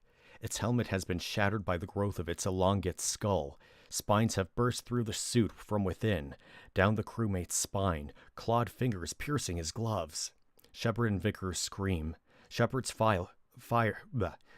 rifle comes up, but Fifield leaps with inhuman agility, upward into the darkness. Shepard backs away, headlamp and rifle questing upward. Fifield comes out of the darkness behind him, claws tearing deep. Shepard screams and falls, mortally wounded. Vickers runs, pounding through the dark in blind terror. Fifield comes out of the shadows and hammers her to the deck. She rolls over, gibbering and begging. The Fifield thing leans close to her faceplate. Its voice is a travesty. Yo! In a roar of gunfire, the dying shepherd empties his clip into Fifield from 40 feet away. Acid sluices over Vickers as Fifield collapses on top of her. She dies horribly, causing liquid eating through spacesuit, flesh, and bone. Hibernation chamber. Watts goes to David's head. She bends over him and startles when his eyes snap open. His voice is an electronic buzz. I spoke to him. Oh, wait. I'm going to try something. I spoke to him. I know. An electric spasm convulses his face. He said I killed him. He'll die. But first, he will launch the ship. The Juggernaut? Send it to Earth. Another spasm convulses him. His face stiffens. Dying. You'll have to kill him. Watt's eyes widen in horror. Where will he go? David, where will he go? He slaps his inert cheek. David's eyes flicker and fade. I sent the Magellan free. He dies. Watts looks up at the others, breathing hard. We have to stop the engineer. Interior, Magellan, bridge, dusk. Janek works frantically as the nightly storm rolls in. Suddenly consoles come alive. The nav computer comes back up, but Janek has taken half the instruments apart. Janek scrambles to restore the components he's removed. Navigation chamber. The war party pursues the sleeper. Ray in the lead now. Watts right behind him. David's inert head under her arm. Glass and Stillwell bring up the rear. The orrery is transformed. No longer a neutral star map, but a flight plan laid in from LV-426 to Earth. The sleeper stands at the far end of the room, hands gesturing. In Wands's enhanced sight, it's a vision of glory. Waves of energy dancing under the sleeper's touch. Rivers of information flowing. He finishes his work as they enter. Ray draws a bead on him just as he strides out of the room.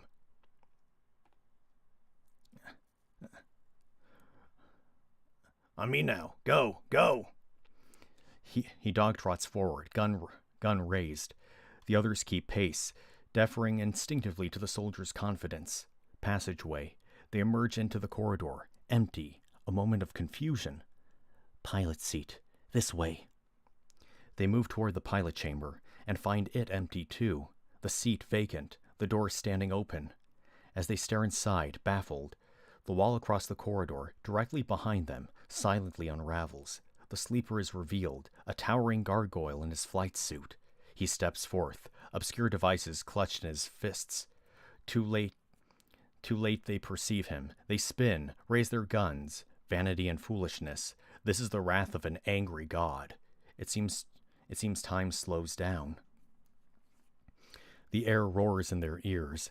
Their guns snap and bark impotently, and the sleeper strikes. The missiles he hurls at them are almost invisible, neither solid projectiles nor directed energy, more like knots tied in the fabric of space itself. The first missile crushes Ray like an invisible fist. The second splashes glass against the wall like an insect.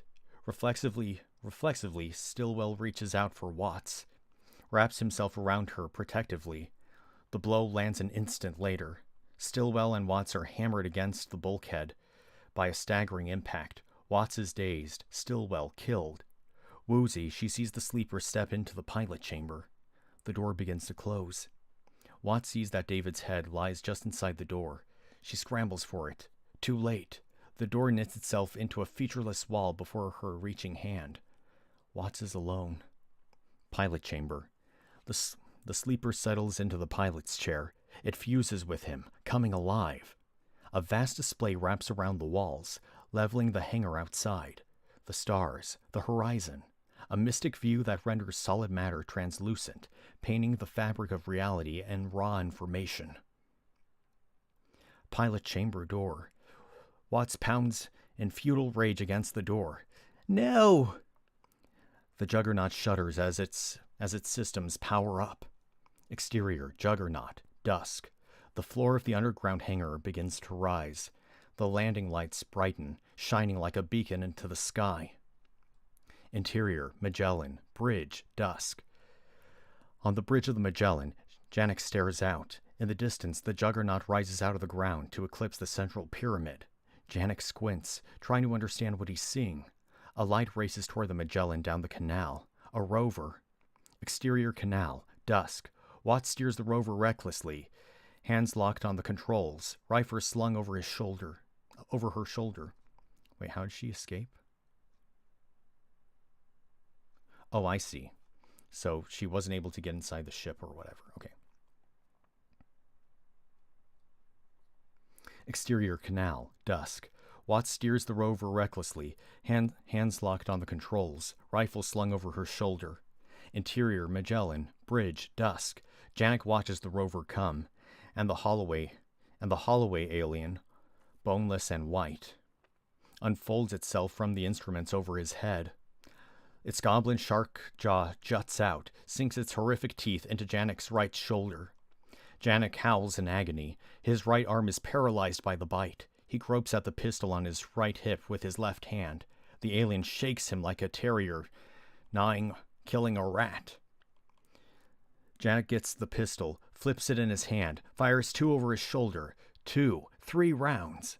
The bullets punch easily into the alien, but the soft flesh closes easily over the wounds, sealing its white skin. Its teeth tighten. Watts comes out of nowhere in her spacesuit, swings a heavy rifle like a bat with all her strength. A crushing impact wrenches the alien's jaw loose. It recoils. Watts reverses the rifle, pulls the trigger. A fusillade of bullets shred the alien's head. It collapses, dead. Watts wrenches her helmet off, rips a first aid kit from the bulkhead, and helps Janek to stanch the bleeding of his horrific wound. She gets the bleeding stopped. Wraps him in bandages. Janek will live, but his right arm is useless. Thank you. No, thank you. He looks at the body of the dead alien, which is sinking into the deck plates as acid tears away at the metal. The Juggernaut's lifting. There's a living engineer on board. He's taking the ship to Earth. Janek blinks at her, uncomprehending. The others? Dead. All dead. Janek, we have to stop that ship. Janek stares out the bridge window at the hulking Juggernaut in its column of light. The nightfall storm front is rolling in, a tidal wave of darkness on the horizon, a swelling rumble. We're not a gunship. We have to do something. That ship is genocide if it gets to Earth. Janek stares at her, makes his decision, struggles to stand. Get your helmet on. What about you? He shakes his head. No. Watts helps him across the bridge, props him up in the captain's seat. You'll have to be my hands. Stares out at the storm. You're sure about this? Watts nods grimly, desperate. Yes. All right. She reaches out with his left hand. Flips switches. The ship shudders, awakening. Red lever. Landing engines main. Exterior, Magellan, dusk. The prospecting ship raises its lifts and anchors, lifts off on landing rockets, retracting its landing struts. Interior, Magellan, bridge, dusk. Janek grips the stabilizers with his left hand. Take the stick, throttle up, stick forward. Watts sends the Magellan careening toward the Juggernaut, just as the Juggernaut begins to float off the ground. Exterior, Magellan, in flight, dusk. The Magellan barrels toward the Juggernaut, skimming the ground as the storm wall sweeps closer. Interior, Juggernaut, pilot chamber. In the Juggernaut's pilot chair, The sleeper sees them coming. His thoughts quicken. An explosion of light. Exterior, Juggernaut, in flight, dusk. The Juggernaut leaps into the sky. The Magellan roars through the cyclone of dust in its wake, barely avoids the pyramid, rakes around in a screaming turn and climbs in pursuit, engines howling. Interior, Magellan, bridge. Janek and Watts strain at the controls together. Stick back, hard! I am! Harder! The Magellan rolls into a howling climb. The storm catches up to them, wind and dust reducing visibility to zero. Darkness. The Magellan's radar finds the Juggernaut, painted with targeting data on the bridge window. But the Juggernaut climbs too fast, dwindling. We can't catch that. Interior, Juggernaut, pilot chambers. On the floor, David's eyes open. With his jaw, he hitches his severed head around, gets his eyes open on the sleeper. In the pilot chair, the sleeper convulses. An alien erupts from his chest, big as a wolf even at its birth. Dark gray, armored, lethal, more hideous than any chest burster we've seen. An ultramorph. It wails hideously. The sleeper dies. The alien slithers free. Exterior, Juggernaut, in flight, above the storm. The Juggernaut emerges from the storm clouds into the clear upper air, but loses momentum. Staggers through the upper atmosphere. Control lost. Interior, Magellan, in flight, bridge. Watts, at the Magellan's controls, stares as, I think it's supposed to say the Juggernaut, as the Juggernaut falters and falls. Janet, look! A crackle on the ship's comm. Dr. Watts, the engineer is dead.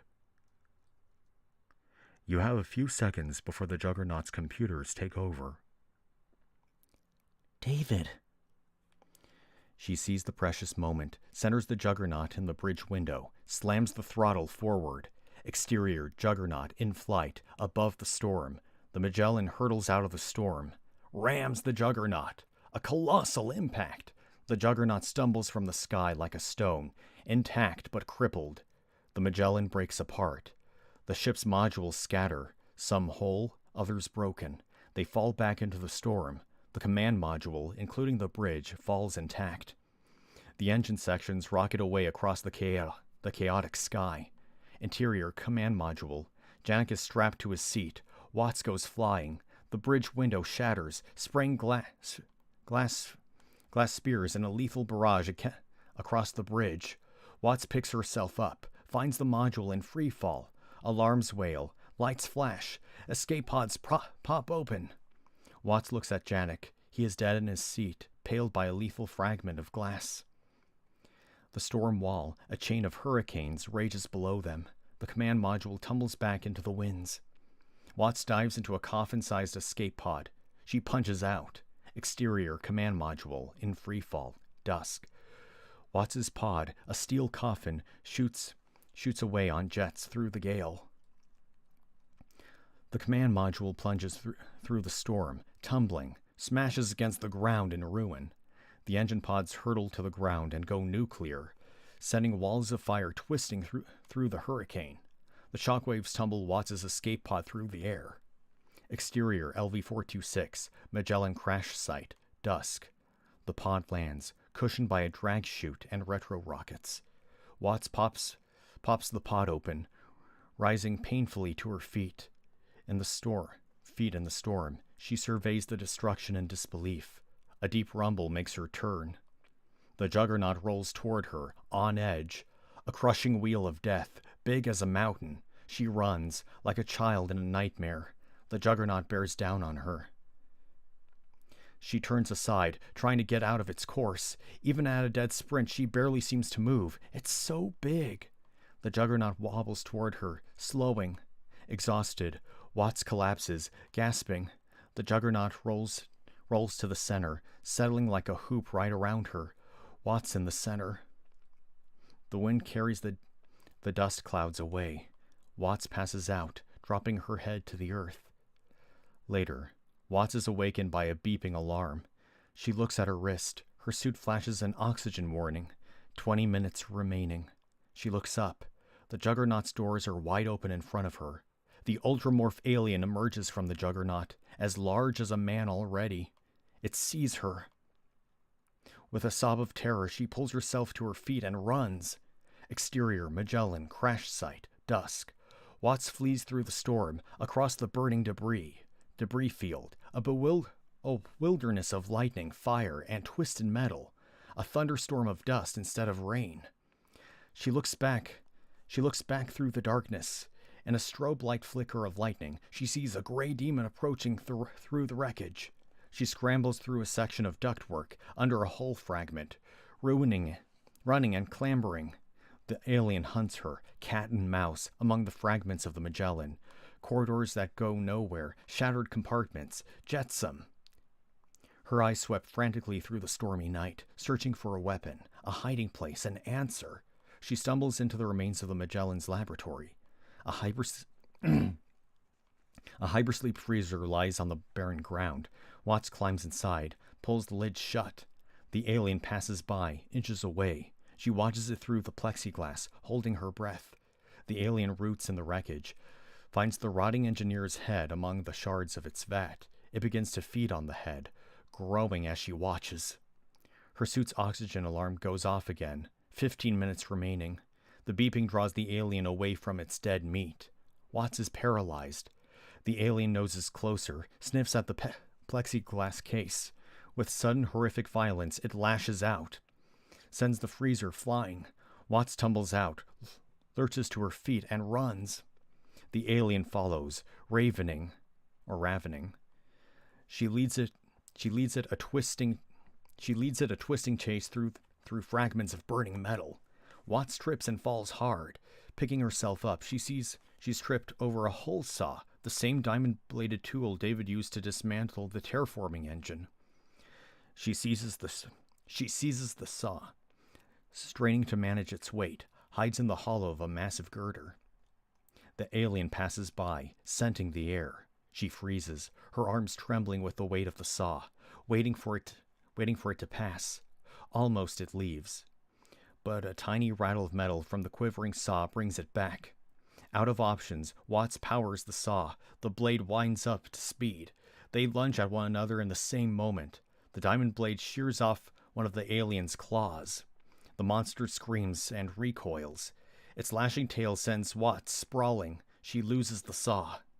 The alien comes after her, sinking low to the ground, injured arm tucked to its chest, all vengeful fury. Watts scrambles for the saw. The alien leaps for her. She rolls aside, and like a scorpion, the alien impales her thigh with its spear-tipped tail, nails her to the ground. Watts screams in agony, reaches for the saw, still buzzing on the ground, its grip tantalizing inches from her fingertips. The alien stoops over her, slavering face inches from her faceplate, its hideous jaws open. With all her strength, Watts pulls against the spike in her leg, drags the point of the spear through the dirt. Excruciating pain, she snarls through her teeth. The alien strikes, just as Watts grabs the saw. She meets the alien's head with the buzzing blade, impales the alien's skull. A gout of green acid onto Watts's helmet.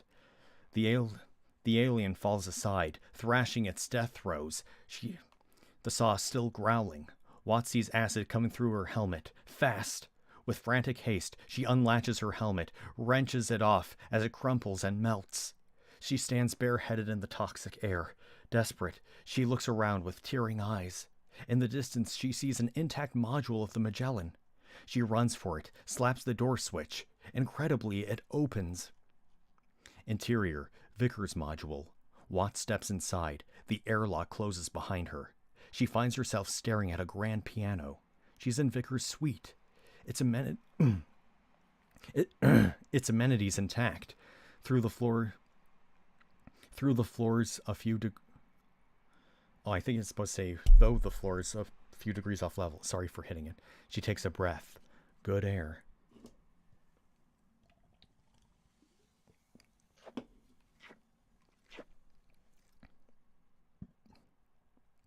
She walks around, turning things on. Lights, music, surreal comforts. She drinks water from the tap. She opens the door to Vickers' secret room. Military spacesuits, rifles, ammunition. A crackle from the room's intercom. Dr. Watts. Interior, Juggernaut, pilot chamber. David's head lies battered in a dark corner of the wrecked Juggernaut, eyes staring into the shadows. I know you're there. I can hear the beacon of your suit. Interior, Vickers module. Watts strips off her spacesuit wearily, sits on the bed. I'd like to propose an arrangement. I can be repaired. I can talk you through it. Watts shakes her head wearily. I think you'll find I can be of use to you. Watts walks to the intercom and switches it off.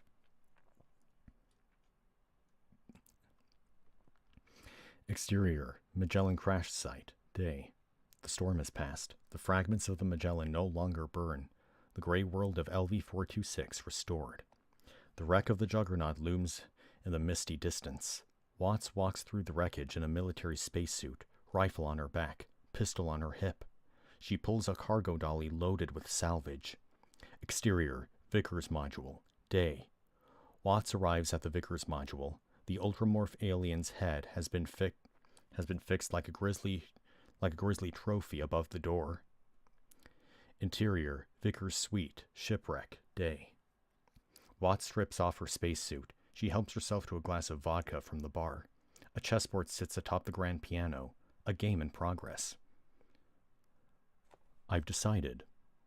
Rook takes bishop. Watts nods, makes the move on the board, says nothing. Have you decided on our arrangement? I'm not going to fix you, David. I don't need you. I'll hold out. A ship will come. I'm certain. But who will send it? Men? Or engineers? Watts falls silent. She stares unhappily at the chessboard.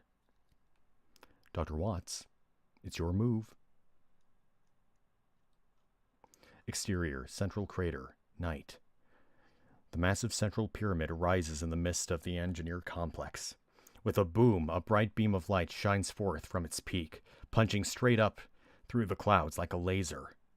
Various pyramids around LV-426. Other beams of light erupt from other pyramids, scorching the sky with their brightness. Exterior, LV-426, orbit. The barren moon hangs in space, its father planet an angry red god in the background. 24 beams of light rise from the moon, visible even from space. A beacon, a signal, a beginning. Fade out. The end. And that, ladies and gentlemen, was Alien Engineers. Not really a fan of the fact that they did kind of a cliffhanger ending right there. Like, that was one of my main issues with the script. But in many ways, I liked it a lot better than Prometheus, because in Prometheus, like, number one, there weren't any aliens, xenomorphs, let alone ultramorphs and that white xenomorph from earlier. And, by the way, what's it called?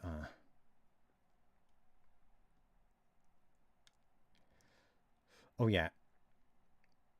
The white xenomorph, it was originally called the beluga xenomorph because of what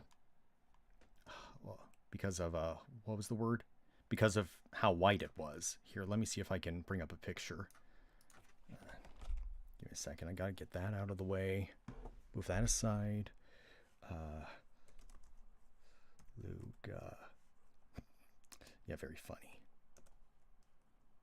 Yeah, see, beluga xenomorph right here.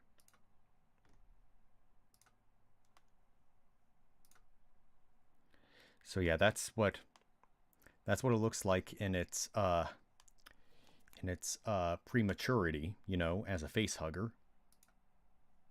Yeah, that's a much better picture. Can I like zoom in with this thing?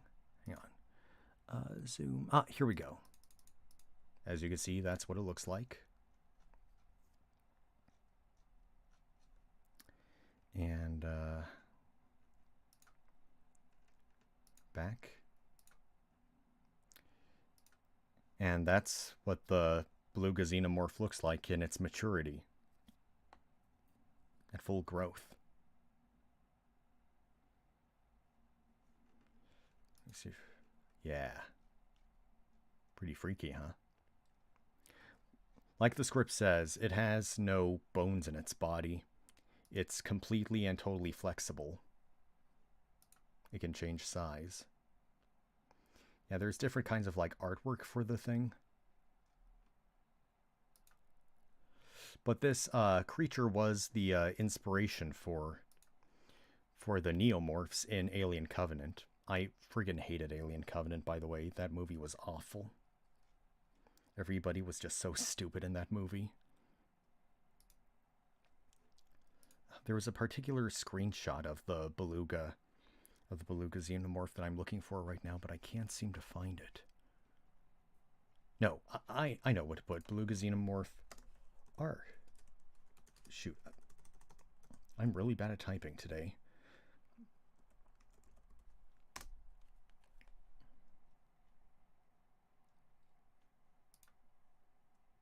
I've never seen this artwork before. Still pretty freaky, though.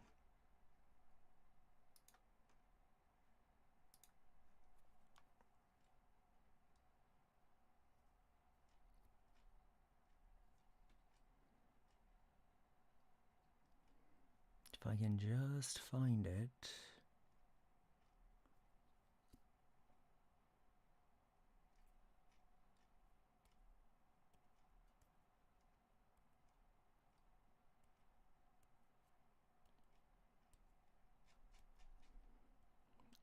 It's weird, I can't seem to find it anywhere.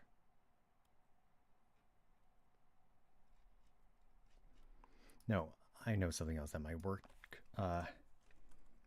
Alien engineers.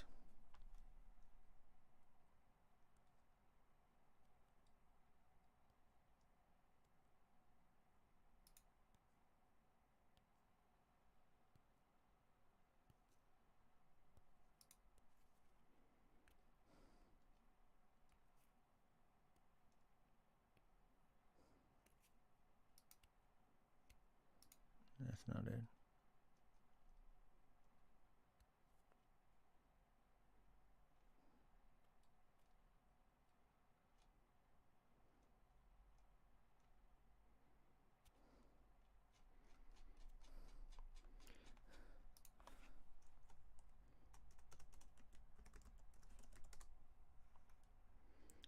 I'm looking for this very specific one.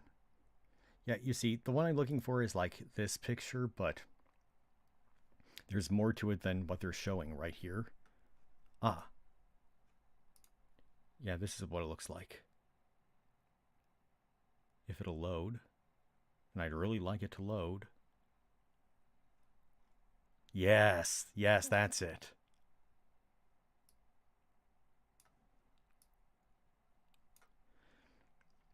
So yeah, this is like a scene from the script right there.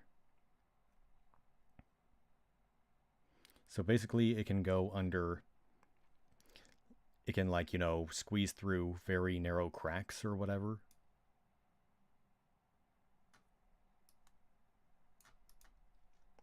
Has anyone been leaving any comments? Doesn't look like it.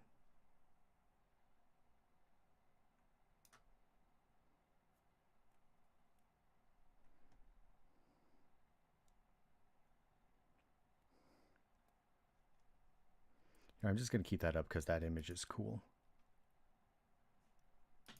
Or yeah, I guess this is like, you know, like this is the way it's supposed to be. Like this other one is like a mirror flip version. Oh, and if you remember, they also mention a creature called an ultramorph. Let me look that up too.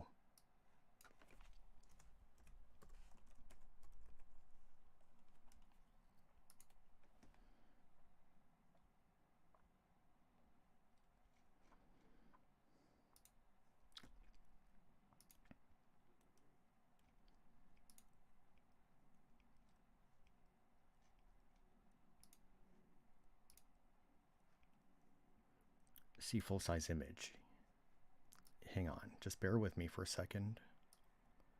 That is not a full-size image. That's like half of it. Here we go. No, stop that. That is a full-size image.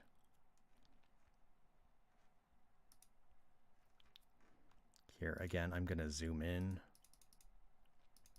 If you look carefully, like, there was a version of it that had eyes. Like these really dark black eyes right here. As you can see, it was significantly bigger than the engineers in the story. But here's an alternate picture of it. This one doesn't have eyes in it, and the back is a little different. But again, it's bigger than the engineers.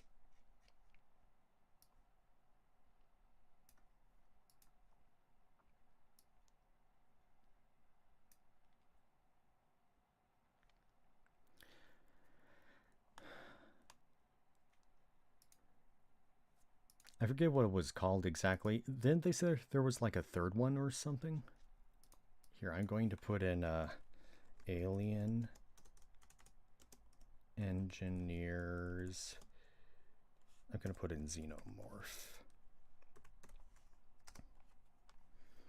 Because there was more than the Beluga and the Ultramorph. Like, I mean, this is what the engineer ended up looking like in the movie, and like I said, there weren't any xenomorphs in the in a Prometheus at the very end. I mean, there was one, I guess you could say, that was like a proto-alien.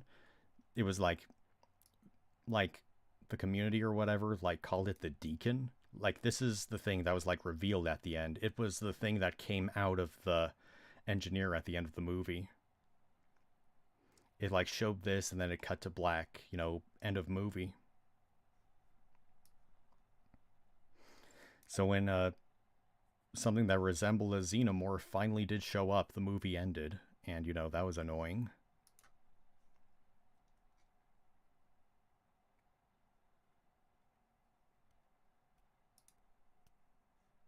No, that's not it.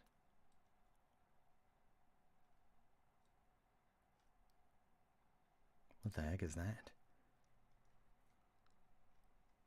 I have no idea what that thing is.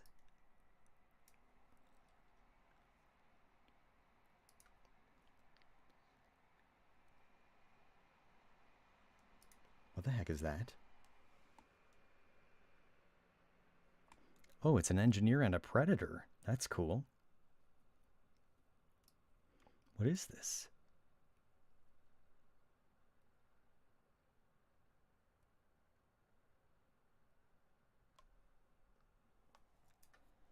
Yeah, there's actually a very expansive series of spin-off stories for the Alien franchise, from comic books to novels to so many other things. I'm thinking of checking them out at some point, but I have a whole lot of other reading material that I gotta cover. I mean, not for this channel, but I mean, like, you know, just to read in my free time. But, you know, for anyone watching this right now, what do you guys think of the script? I mean, I probably should have asked that question when I finished reading it. So, what were your thoughts?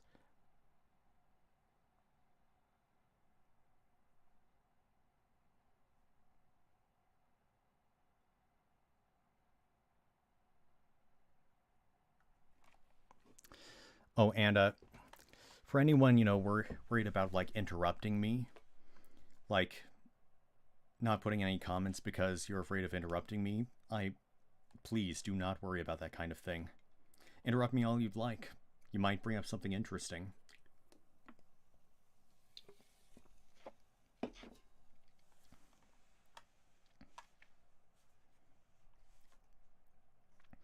You see, the point of these live reads isn't just to, you know, read a story out loud. It's to also communicate with people in the chat.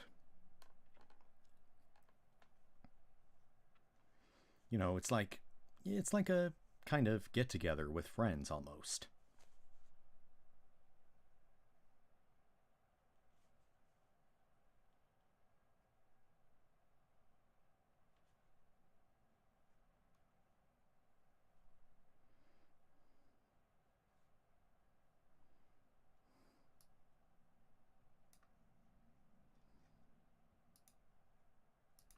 Did I turn off chat or something?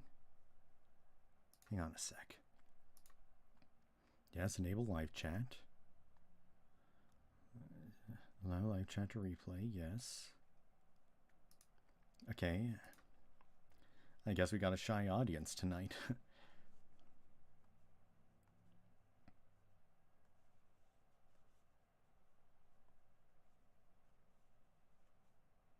If I do this, what happens?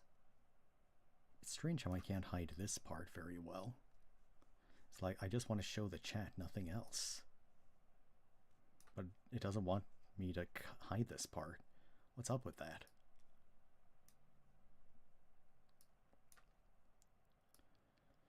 Oh, and I don't know about you guys, but I desperately need to clean my desk. It is... Oh, one thing I forgot to mention is I wore this shirt right here. See, it's that scene from E.T., but instead of E.T., it's a xenomorph. So I thought that was kind of funny.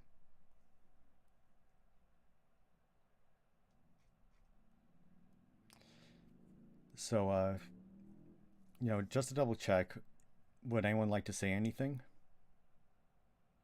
Because if not, I'll end the stream.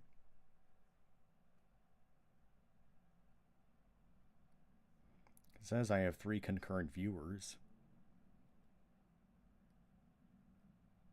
I mean, one of those is probably me, you know, like looking at all this stuff, but still.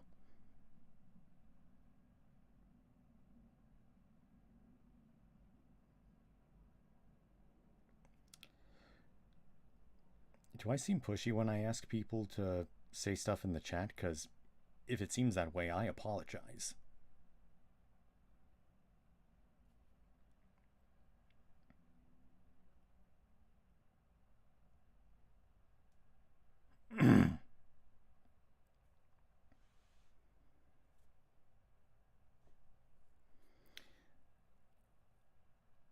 Well, if no one's got anything else to say, then I think I'll call the chat. I want to thank everyone for checking out this live read live stream. And again, I'm sorry that I changed, you know, the thing at the last minute, you know, had the live stream be today instead of tomorrow. But as I mentioned, I have a family gathering to go to tomorrow for Easter.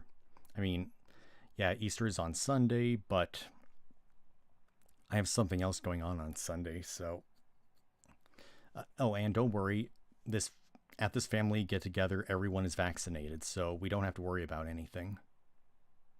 In fact, I think even the CDC said that if you're fully vaccinated, you're, like, as long as you're with a group of other people who've been vaccinated, it's okay to go and socialize. So that's what we're all doing tomorrow. Anyway, you know, I just realized something funny. This story was about aliens, xenomorphs, and they come from eggs, and a symbol that's commonly featured in Easter is eggs. So that was an unintentional thing to happen. So happy Easter. May your eggs be chicken eggs and not xenomorph eggs. Okay, I'll see you all later, okay? Bye.